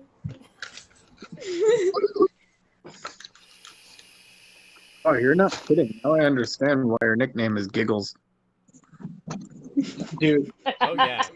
She giggles about everything. you're welcome. That was the most appropriate nickname I've ever given anyone. You could literally say toaster strudel, and all you hear is. How do you laugh like that? Hey, That- all I gotta say is she sucks in. The rest, just put to your imagination. We know she's a Hufflepuff in many other ways. Grandpa Okay, always there said, it is. marry the woman that keeps your nutsack empty and your stomach full. And that's what Chris is a fat ass. Didn't you And say I- something about I laugh normally if I'm drunk? You do. It's weird. Well, then stay shit-faced. What are you doing? No, it's weird. It's weird. I disagree. Then again, And I think of Joe because I thought of Kenny last time. It's Thank not because of my devilishly handsome good looks. No. I reckon that. Don't worry, I haven't told anyone about our forbidden love yet, Kenny. Oh, good. Except for all 5 of the people that, are here. Kenny, You you butt got suck some with my weird brother. parted hair. Right. So, Right. while you guys are sailing along, everything's going absolutely chipper. There's a sea shanty, and things are Hi-ho. going quite well. Way Until up, she rises way. something is effectively starting to nag at each of you. You don't know what it is yet, but you get the sense that something is just off about all this because the singing stops rather abruptly and the other sailors are starting to look a bit uneasy. I'm horny. Everybody do a spot check. Spot check. True the story cats. on a ship.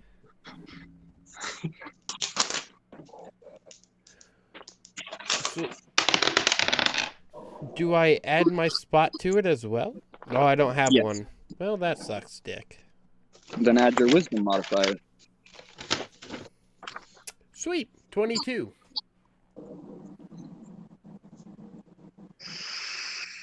22, 23, No, 32. 32. Yeah. I 32, rolled a 22. 6 and my wisdom modifier is 1. Well, Kate's 7. lost. Kate's in the Asses crow's over there nest, up on the not crow's being a nest. lookout. I think that's a road. No, that's Mine's a Figuring road. that. 21. Sis, did 21. you have yourself a good cry off camera or what? I imagine she's not doing What? that with a spyglass. She's just holding her hand up against her eye like she's holding a spyglass, but not. Yeah.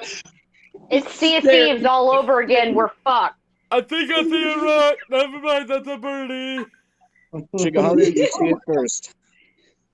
The sun is at its back. But there's definitely a winged humanoid coming your way.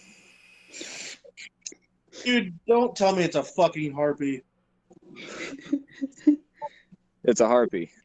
Fuck you. All right.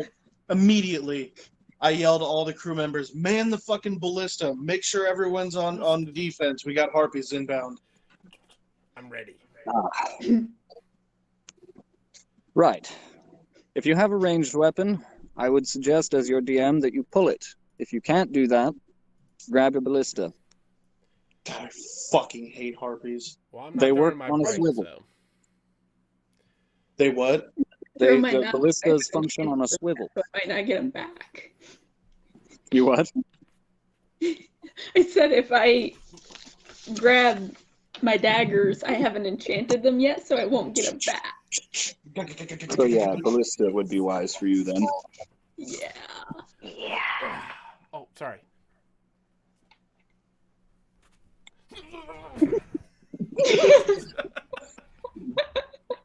Everyone man a fucking ballista. Let's go.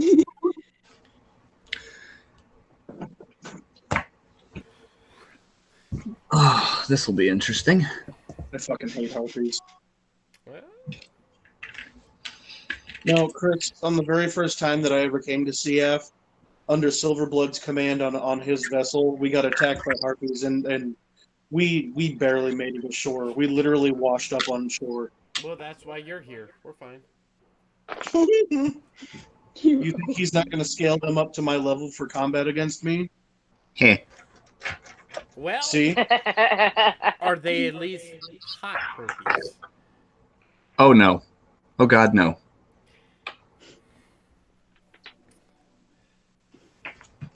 No, no, I could they're not. always roll initiative, get confused, and just go at it like a walrus. Imagine half feathered women with wings on their arms and beaks. Oh, damn it.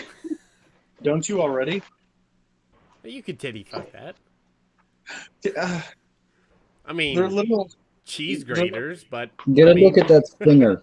sis. Yeah, okay, like, so just don't do a reach around. It's a suppository. Malice was stabbed in the chest by that. At a very young level. Oh. You will be followed suit.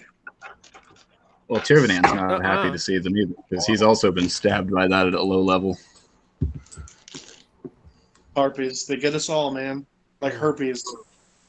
Yep. With wings. Like Go-Gurt, but to stay. Ew. I think The I need to go steak throw is- up now. For an unrelated reason. Everybody, roll initiative. Oh, God. Except for Zalith, Bro. because I finished again 20. in 5 minutes. That's 14, and my initiative total is 6, so I got 20. Nat 1. Not one. You poor man. Have fun getting stabbed! 19. Good. I got 19. Someone Both of protect me while Takakage is taking a shit. Nah, You I'm two good. re-roll. Me? No, Cass and Kita. You're like, no, you're stuck with it. And you have a mulligan. Mulligan. Over initiation? 21. Kenny, I don't want to get fucking murked. Hold on, what do I add to my initiative? Your dex Terrible. modifier. Oh, my dex? I thought it was initiative. It is. For you, that's different because you have a feat. Right. Oh, yeah. But they did not choose that feat, so they don't get as high a bonus as you. 18 is my bonus then with my mulligan. Okay. What'd you get, 22. Kat? 22? And what was yours? 21. Okay. Well, of the four of you, Shigeharu is still going last, but now I get to roll for the enemy. At least I don't have one. Fuck. I'm gonna say that puts you a little higher up the spectrum, so that's something. Well, he is. I on don't the like when you spectrum. use the word spectrum with me. I'm sensitive about that word. One harpy, incidentally, the leader, is going to be going first. It got a nat 20. Fuck. So GG, it'll boys. go, and then the next will be, I'll indicate because it's going to be an interesting throw. Hang tight a second while I orient you guys and figure out what order everyone's supposed to be in. Go. Most of you are all going one subsequently after the other, which is good. The enemy are all going last, except the leader who got that nat 20. Did you say subsequently or subsequently? I Whatever I said you that- want it to be. Said the first one, but meant the last one. Yeah, that. Yes.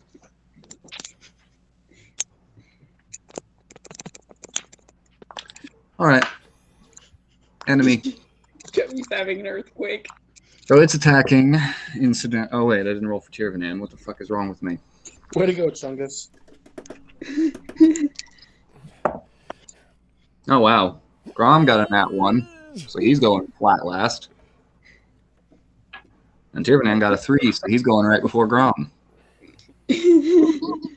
What the cows see when I pass them by.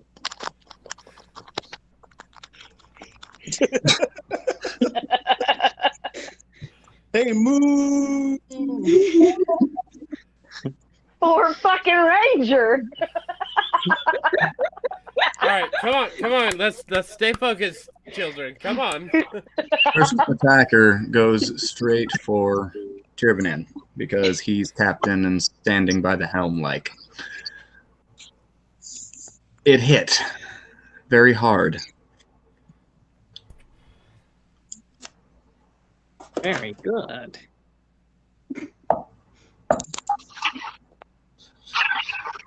Tirvanan gets tossed effectively from his spot and slammed into the deck on his back with a harpy on his chest. That ends that one's turn. It goes to Igneal. Hey. For your knowledge, the accuracy for this ballista is your base attack bonus and your dex added together. That's added to accuracy.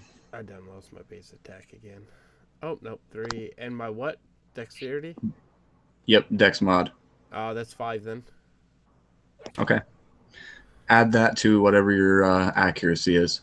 D20. So, okay. Uh-oh, that's a problem.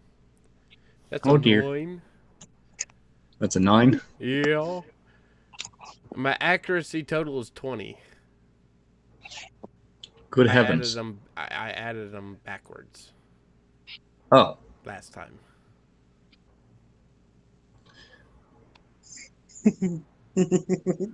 You hit. The damage for the ballista is 2d12s. 2d12s. I got 2d12s. Need this guy. Wow. Oh dear. I got a 10 That's and a crazy. 12. Good rolls. I'm in danger. So you effectively impaled one of the beasties as it was flying down at you, right through the gut, and sent it into the sea, screaming like a mad banshee. Yes. Fuck that harpy up. Yeah, Good fuck shot. it. You're an asshole. Now it goes to Cass. Okay, I'm kind of hearing you. Joey and Kenny's shit over there is breaking my connection a little bit. Would you two children behave for a quick second? I'm not even doing anything. Hey, listen here, buddy. I'm a walking taco.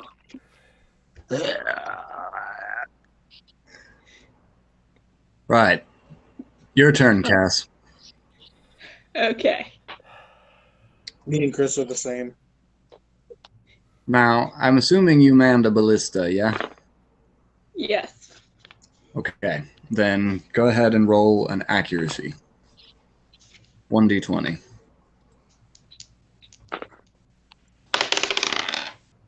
$19.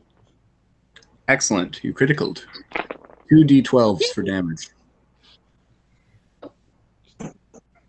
Okay. She is not prepared. I was not prepared for D12 because all my other shit does not use D12.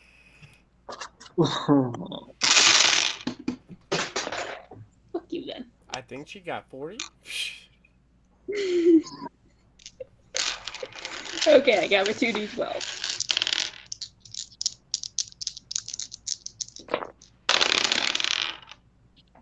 One's a 12, one's a 6. Decent rolls. 12 and 6 is 18.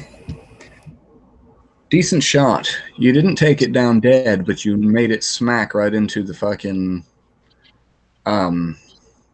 mast, the center mast. It was flying low and trying to swoop in after you. You shot it and caught it right in the wing joint, the shoulder, and sent it screeching into the mast, where it takes an extra d6 damage, which I will roll. Hey, quick question. How many weapons are there? It is dying, but not dead, on the deck. The crew, incidentally, are going to subdue it so that it doesn't do anything else, but they also don't know how many harpies are coming. So, at the moment, they're more focused on other things. Now it goes to I rolled Kira. to smash the harpy on the deck dead. You can, but you must wait on the next turn. All right. Chris, how many harpies are there in total? I can't say until the start of the next round. Okay. I killed 9, so. Shoots the harpy out of the air against the. It was supposed there's like 500 of them. He shoots the one out of the air and goes, "Well, my job's done. Everybody else can fuck off." Get fucked, stay fucked. You better do your job. One of the crew gets carried off like a fucking small child in the claws of a large bird, and he just you bitch. slams his brick down in anger and goes, "God damn it, do your job! You had one job. Damn it, Terry, do your job!" Kira, your turn. Yeah.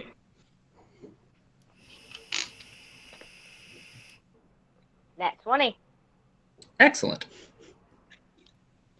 Go damage. If you manned a ballista, it's 2d12.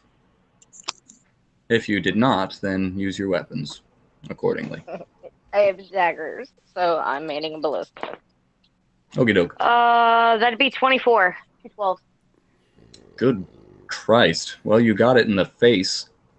The ballista shot doesn't actually stick in its body like it did with the first two. It just tears the head off and keeps going. Thank you, Kira. At least you know how to do your job, Cass. If you got, you said you rolled 24, so 12 on both, right? Yeah. So that's a perfection roll. I need to check the percentage to see if you hit another one behind it. Oh, God. Oh, overachiever. Fucking teacher Somebody's doing over here. Somebody's doing her job and Terry's job now. Poor Terry got carried away. Yeah, fuck your one, Chris. You did not. There wasn't another behind it, sadly. See, brown nosing doesn't get you everywhere. Nope. I'm using my dark dice. But It gets you into my pants. That's How still not somewhere. Your turn. Whose? Yours. Ah! Now, you should be aware of something. If you are using a ballista, are you? No. Okay. Never I do mind. more damage without it. Then I will let you decide how you wish to approach. I want to draw the leader's attention and fight it directly. It's on Tirvanan's chest at the moment. Oh, so it's currently attacking Tirvanan. Uh-huh. All right, well then I'm going to move to, or can I use fly? I'm going to use blink to get over to it, and then well, let me roll for Acu. Well, it was a 19, and my accuracy bonus is 25 plus 5, so 30 plus 16. Did it exceed your crit? Oh, no, sorry. That was a crit. My bad. I don't know why I was fucking doing any of that math. Always go for the flank bonus. Yeah, so this motherfucker's about to get hurt. Get the flask. Get in the flask. All right, Poppy, here comes the hurt. Hi, Poppy. Punch me harder, Kyle. I still love that meme. Where it says, black girls say daddy and Spanish girls say papi. What the hell do white girls say? Punch me harder, Kyle. I don't think Sam ever heard that. I like that one.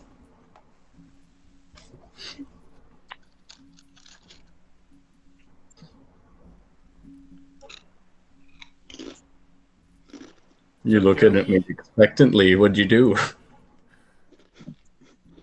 473 is what I hit it for. Good Christ. So, in other words, he killed it. Well, maybe. Nah, you didn't kill it, man. Good thing I have another attack. Let me roll for active. Ooh, not so happy on that one. Fucking predator it, just to the back, holding the heart. Okay, my ACU went for 47 on the next hit. That was a hit. Not a crit, but a hit. Okay, cool. Well, yeah, I know it wasn't a crit. I rolled a 6. Oh, good heavens. Oh, my. Oh, my. Indubitably. All right, goddamn, dude, my damage phases take so fucking long. Do your job!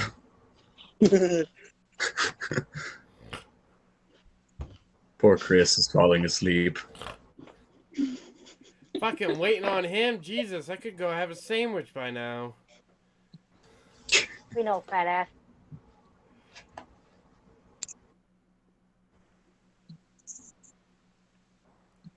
Come on, you can do the math. 149. 149 for the next one. Nope, now it's dead. Ah, good.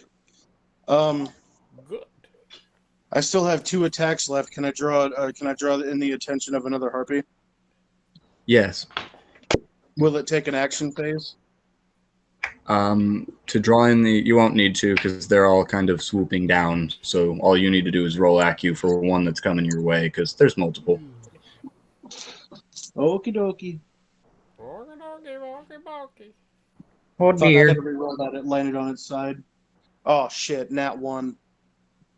Okay, so here's the scary part of the fight. Here's where the fight gets a little sketchy.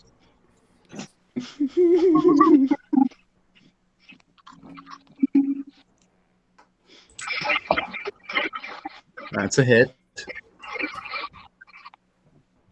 She critted. That's a miss. That's a miss. That's a critical. Wait, how many of them are attacking me? 5. And that's a miss. You done fucked up, AA Ron. Are these all attack opportunities? Yep. Oh, fuck you. Yeah. Well, luckily for you, 3 of the 5 missed, so only 2 of them did critical damage to you. And how much was that? I haven't calculated it yet. Give me a second. It's not going to be pretty, though. Next thing we know, Joey's dead on the boat. Do a fortitude save. Well, do 2 fortitude saves.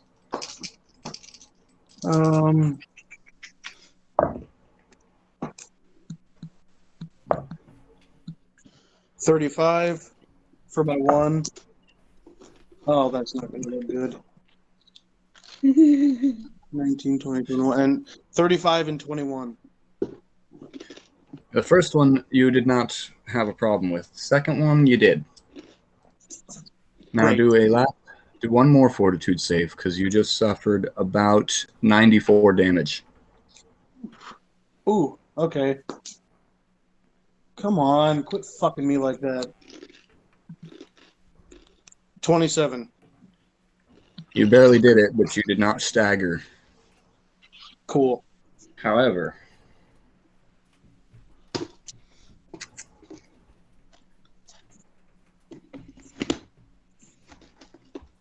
you took an impalement to the gut from one of the stingers. You have effectively dropped your strength mod drops by 2. Oh, can I not just drink a health potion and recover from that?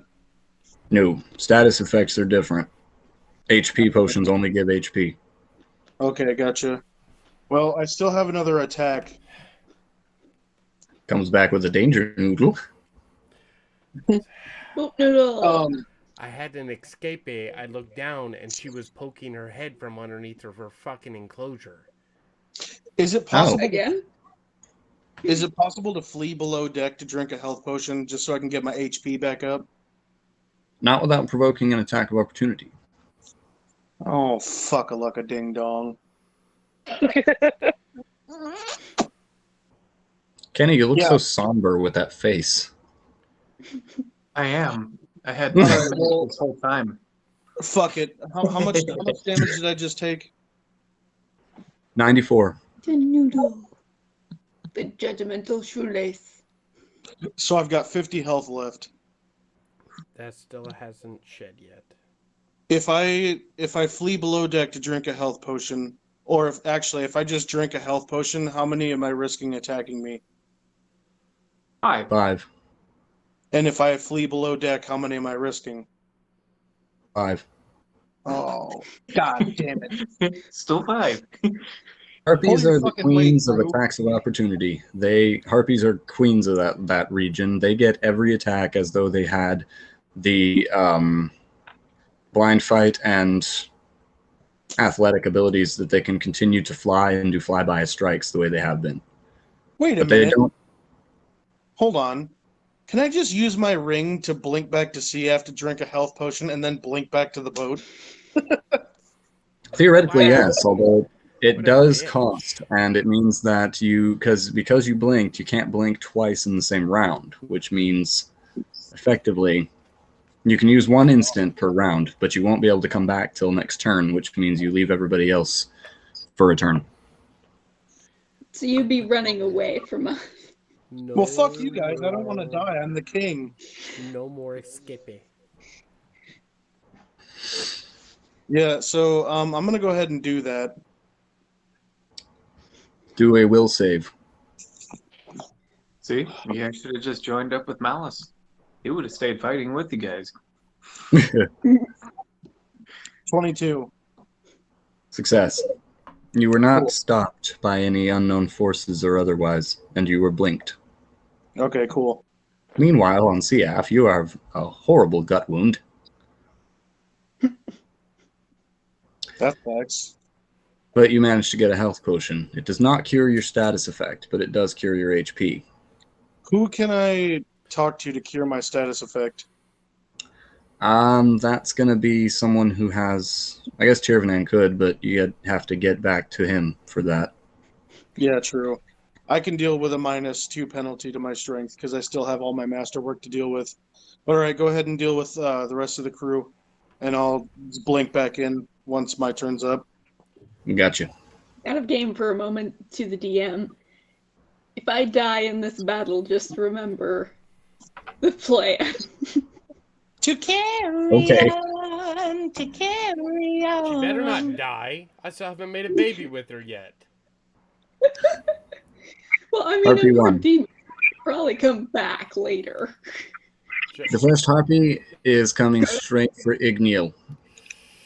She tries to get you from the back. She's coming at you from behind. She swung her club and claws. She missed. Quite dreadfully so. I didn't even I get to hope roll a pegging was dodge. part of your fetishes. No, you don't. Oh. On their turn, they get to strike at you. On your turn, you get to strike back. Well, that's a good thing, because I would have got a 1. Next harpy attacks Kira. Kira! Coming at you from the side. This one got 22 for ACU.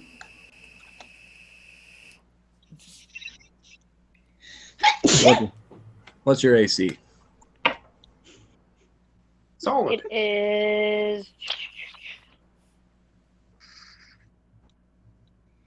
Okay, so I get 10 for armor bonus. And I'm sitting at 15 right now. But I haven't added in the armor bonus because I haven't done my AC yet. The AC bonus totaled is it up. 10, then what's your dex mod? My dex mod is 3. So then your AC is 23.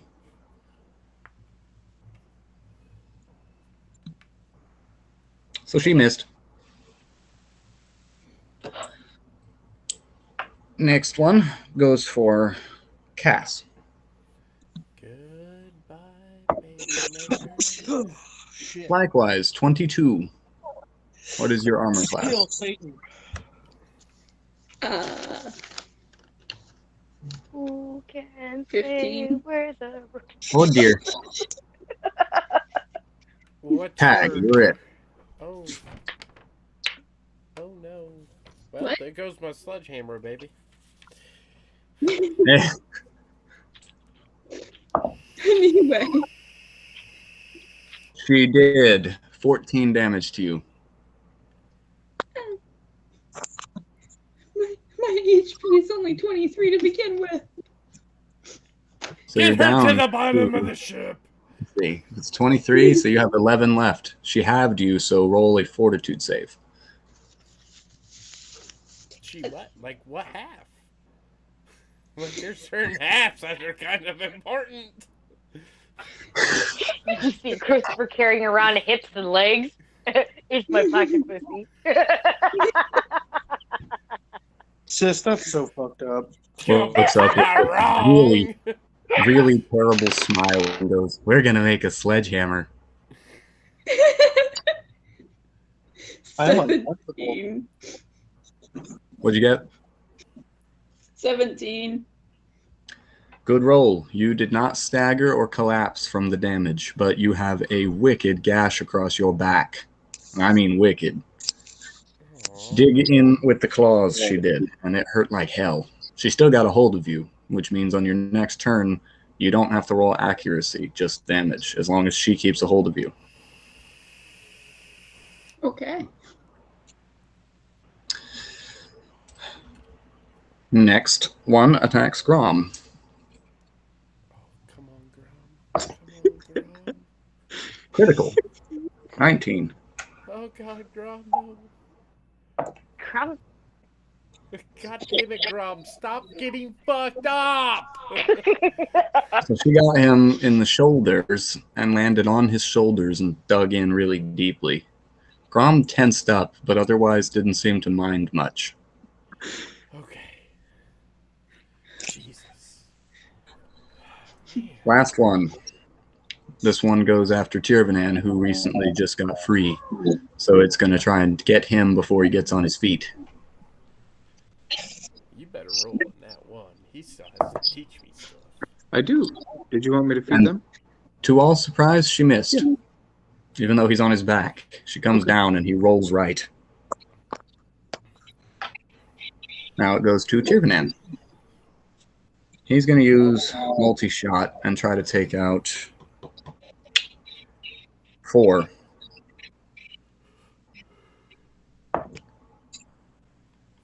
He got a critical with 1. A critical with 2. And that 1 with 3, so he's going to have some attacks of opportunity. And a miss with 4. His damage for the first ones.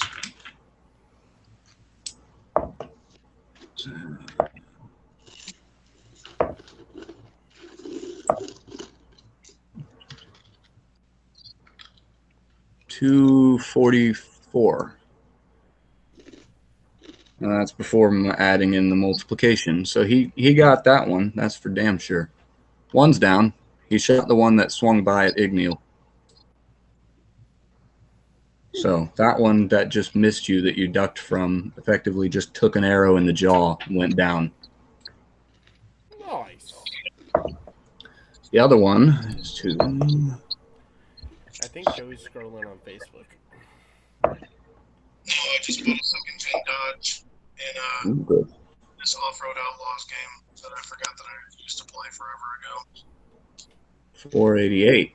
And that one is down a multiplier, but even with that, that puts it over $1,000, so that one's down too. That's the one that went after Kira.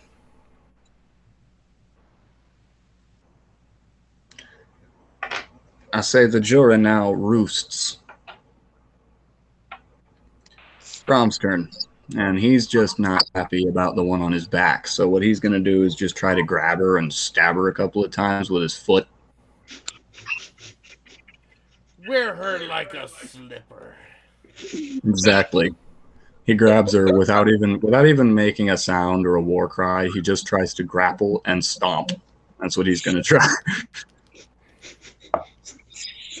The grapple went without a hitch. Now we roll ACU for the stomp. Miss. Stomp 2. Miss. Stomp 3. Fuck, I'm tired. Critical.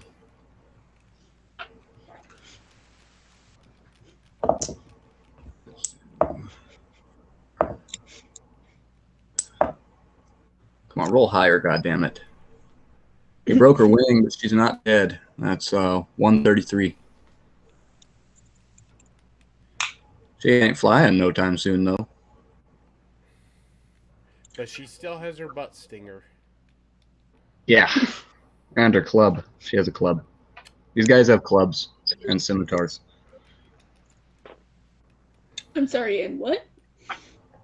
Yeah, clubs and scimitars. What's a scimitar? That's Like a curved. It's a short, curved sword meant for slicing and parrying.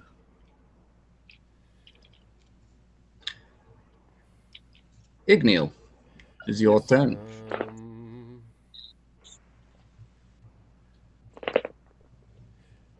So am I going to be able to use my brick and kill the one that attacked Grom?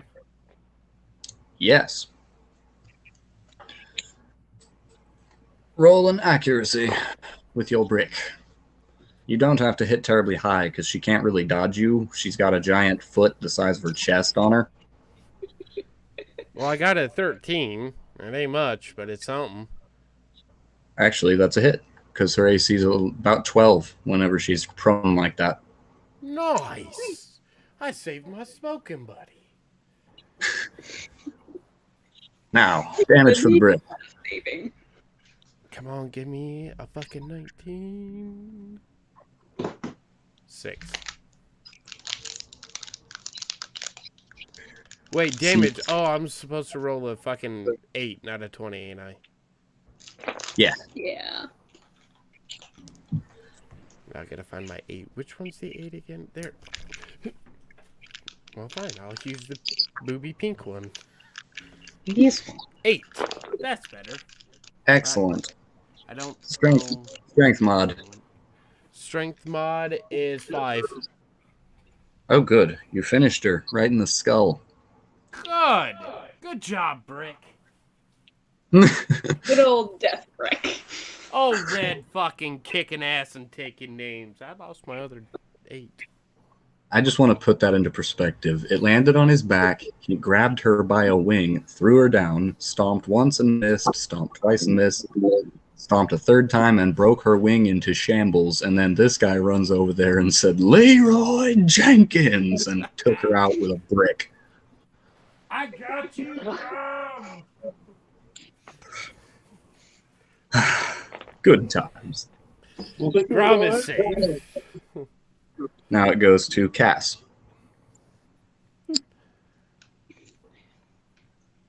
As I am attempting to slice into the neck of the one that's got a hold of me. Since it's got a hold of you, you don't have to roll accuracy. You just have to roll damage. So that's a D8, just so you know. Not for mine. Not for hers? What weapon is it? Hold on, I'm deciding what weapon. What weapon It could be the if she uses that Uber dagger. Uber Eats.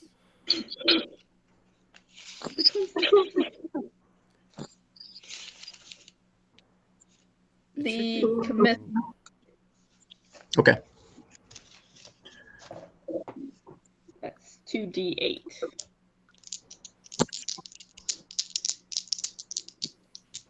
Yeah, if she had used the commithril, I believe it would have been a D10. I got a 2 and a 5. Good. 7. And then go strength mod. 1. 0. Oh. And then any notes for the weapon.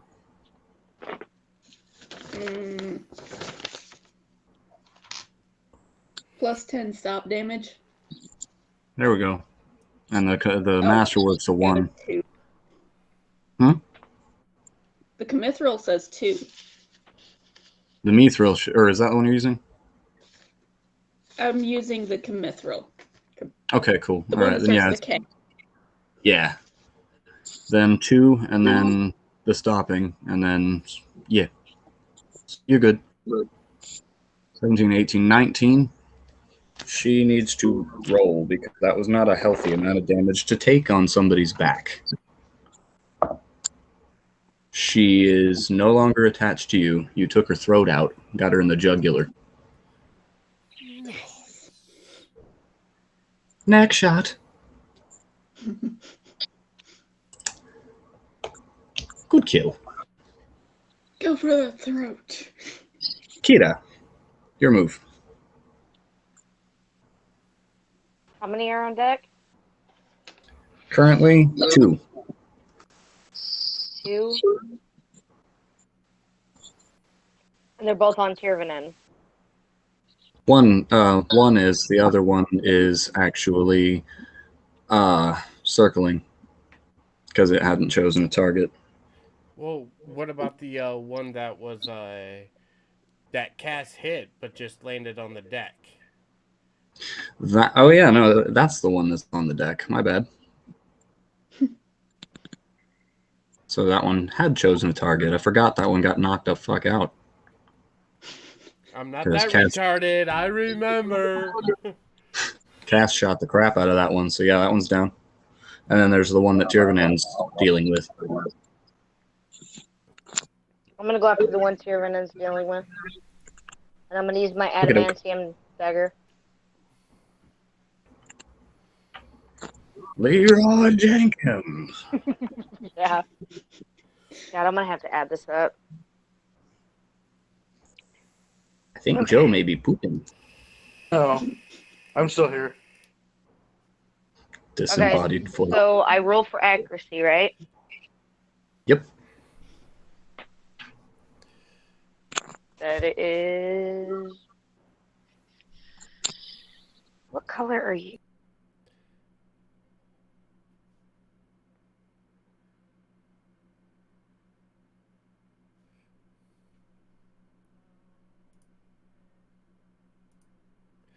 Alright guys, I'm gonna mute them for right now. I've been streaming for like total of 6 hours now. I'm pretty fucking tired, to be honest with you. I don't know how much longer we're gonna be on here, but for right now, I'm going to be ending this stream. My next stream, I don't know what my next stream's gonna be.